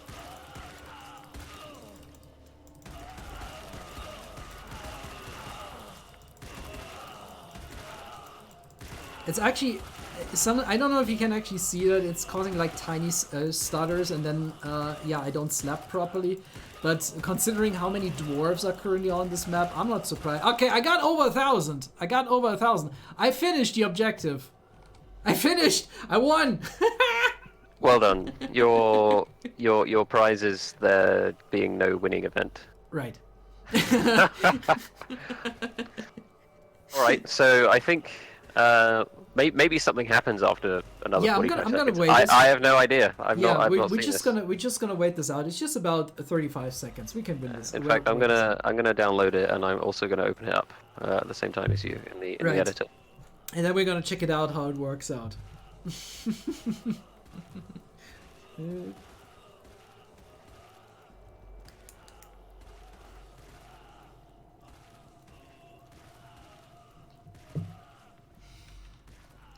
Just 15 seconds. We're gonna go there. Actually. Well done, Underlord. I was victorious. I thought there were still some time left, but I'm not gonna complain. Okay. Now, let me actually see if I can make it to load this into the editor. Cool. Yeah. So what you need to do is you go to the map editor, and then you click import map. Exactly. And it should be workshop maps slap machine. There we go. Import the map, and I'm gonna call it. I think I need to like do another name for this now to. I just imported it as is. It seemed to work. Okay. Who knows if that'll be good though? We'll see. Cool. So. All right. So there we go. The editor has, I think, loaded in. All right. There we go. And now, as I can tell, the button on the left. Okay, something has already immediately gone wrong. The script is running in the map editor. Is it? Yes. Oh. All right. Okay. Well, you know, we came very close to releasing the scripting tool with like a beta tag on it, because it's so powerful and can do so many things that, yeah, things are bound to go wrong. So as we can see here, something is going wrong. Yes, it is. Anyway, we will endeavor to have a look at the script. Right. I So know if you have this on delay, but you can just tell me what I'm supposed to do since you have it on your screen as well. Should be no problem. So if you click that little scroll button above the minimap, that'll bring up the new Mighty Script editor. So that's basically all of the crazy shit you can now do. Mm-hmm. So there's a bunch of tabs here. Yes. First one is map settings. So that's basically the basic stuff about the map: the name, the image that appears, what game mode it is. You can put mutators on here as well, which does stuff like ban units or ban spells out, those kind of things. I see. Also description. You can set up the factions at the bottom, like who has what theme, what difficulty the AIs are, things like that. Then we have the scripts tab. That's the important one. Okay, let's check it out. So in the scripts tab, these are all of the individual scripts that are playing in the level. What you can do here is add new scripts, and then within each script there's sort of 3 categories. So if we click on the first one, slap start objective. So we can see the 3 categories there. There's triggers, conditions, and actions. So triggers are what triggers the script. So each script has to have something that makes it happen. So in this case, this script happens on start. What that means is when the level starts, this script will trigger. Conditions are optional. Those are sort of secondary checks. So we could say one of the conditions we might add is, does the player own a certain achievement? So say if you want to make it that if they've completed the Heart of Gold DLC, something different might happen in this level. Oh, I see. Or if you're putting together a custom campaign, so you can actually create custom scenarios and string them together into a campaign, and they can pass data between each other. You can make it so if they've completed a certain prior level in the campaign, something different might happen in this level. Very interesting. Or like, you can do things like if the certain faction has a level 10 bard, anything really. Those are random stuff you can put in conditions. And then actions is the meat of it. Yes. So this is what happens when this script plays. So in this case, it's doing 3 things. The first one is it's adding a number to the objective. So we'll get to the objective in a second, but an objective is basically, text that is displayed in the objective part of the screen. And then it's also, I don't know why, it's also giving you Foundry and Replacement Earth. I don't know why it does that. That's a question for the guy who made it. Right. that seems to have no relevance, but maybe I'm wrong. By the way, on the background, I see that my mouse cursor is already moving very slow, so the AI is very busy doing stuff in the background. So I think that's because it's spawning infinite dwarfs if you hide the menu. So let's just pretend that's not happening. Actually, I'll tell you what we should do. Let's delete the gateway. So if you like get some terrain and then paint over the gateway, it'll delete the gateway. We should totally do that. Actually, I think we should maybe delete all of the gateways. Yeah, and maybe after that, I'm probably gonna delete a few of those units as well, because it's not gonna get any better from here. It's only gonna get worse. I think it's still spawning the units. Okay, let's just very quickly continue going through this before it spawns too many. All right. Okay. So the next two things, it's listening for you to slap a unit. So it's saying, first of all, the trigger is on slap. So that's very, very basic. It's just waiting for you to slap anything. The condition is that thing you've just slapped, is it a unit? Mm-hmm. So in this case, yes, of course it's a unit. And then it does two things. First one it does is it gives you points, so it's adding to a number. So a number is like it's just a counter, so you can do things like track somebody's score, or how many units are in a group that you need to kill, those kinds of things. This is also the same way that we allow you to interact with My Pet Dungeon, because obviously in My Pet Dungeon you have a score to reach, so you can create your own custom objectives that feed into the My Pet Dungeon score using that. Right. And the second thing it's doing is it's killing the target. So kill an entity. In this case, it's the affected entity is the target of this trigger. Mm-hmm. And then the third thing is, okay, mine has spawned too many units and the game is broken, so I can't continue walking through this. You know what? I think I should maybe. Better luck next time, Underlord. Okay, I think we're gonna have to quit. Gonna have to quit out. For me, it actually finished the map now for some reason. Well done. Yes. Oh, you were defeated. I was defeated, exactly. Okay, well, that is a bug we're gonna certainly have to look at. Maybe we should have launched the script editor with the beta tag. That's yeah. I mean that's fine. Honestly, I can imagine there is still some stuff to do, and I think also like a lot of documentation going on for this. As you said, so that's another thing, by the way. The tools only have to work. Yeah, the map editor is currently, the new map editor stuff is currently only in English. The reason being is that we want to go through a round of sort of public exposure for it, where we might be updating a bunch of the tooltips to make them clearer, or adding a couple of nodes before we go through and do a full localization pass. The reason being is we want to make sure that the tooltips and all the language and the documentation is as good and accurate as possible before we go and get it localized, so we don't have to sort of keep going back and forth getting it relocalized. I think I managed to not spawn any enemies anymore. Ah, well done. You covered up the tiles. Yeah, yes, that's a good idea. Before they actually spawned. Okay, I'll do that as well, and then we can continue walking through it a little bit. I'm gonna just make sure that it actually worked. Yeah, it seems to. And there's one unit spawned, but that's fine. But I assume the script that counts the time is still going. So let me see if I can actually find it and turn it off. Yes, that's a good idea. Level end. Conditions is number slap count threshold 1000. Yeah, we can totally get rid of that. I mean, that's not the one that I'm looking for. Oh, that's level loose. Condition. Was that the one? Level loose? It also... time less. Check time for threshold less than 1000. On trigger name end. It doesn't necessarily say, but we can still get rid of this complete thing. So we can't lose at all now. Look at the timers in the left bar. Right. Let's see if I... Oh yeah, wave 10 delay, wave 3 delay. Wonderful. And there's probably also a trigger for this in here. Let's see. Map settings. Let's see. Where do I have triggers? Oh, it's still spawning them for me. How did you? I can't fill up the tile. It's dead. I think I just selected Earth. Yeah, no, it doesn't let me paint Earth on top of the dwarves. Okay, I'm gonna try deleting the script as chat suggested. Yeah, maybe the scripts, that should work as well. There's a level end in the timers. All right. Okay, I deleted the script and the game crashed. Oh. It's going very well for me. Okay. Well, I think we've gotten the basic idea of how the scripting tool works across. Maybe just quickly go over some of the other tabs. Sure.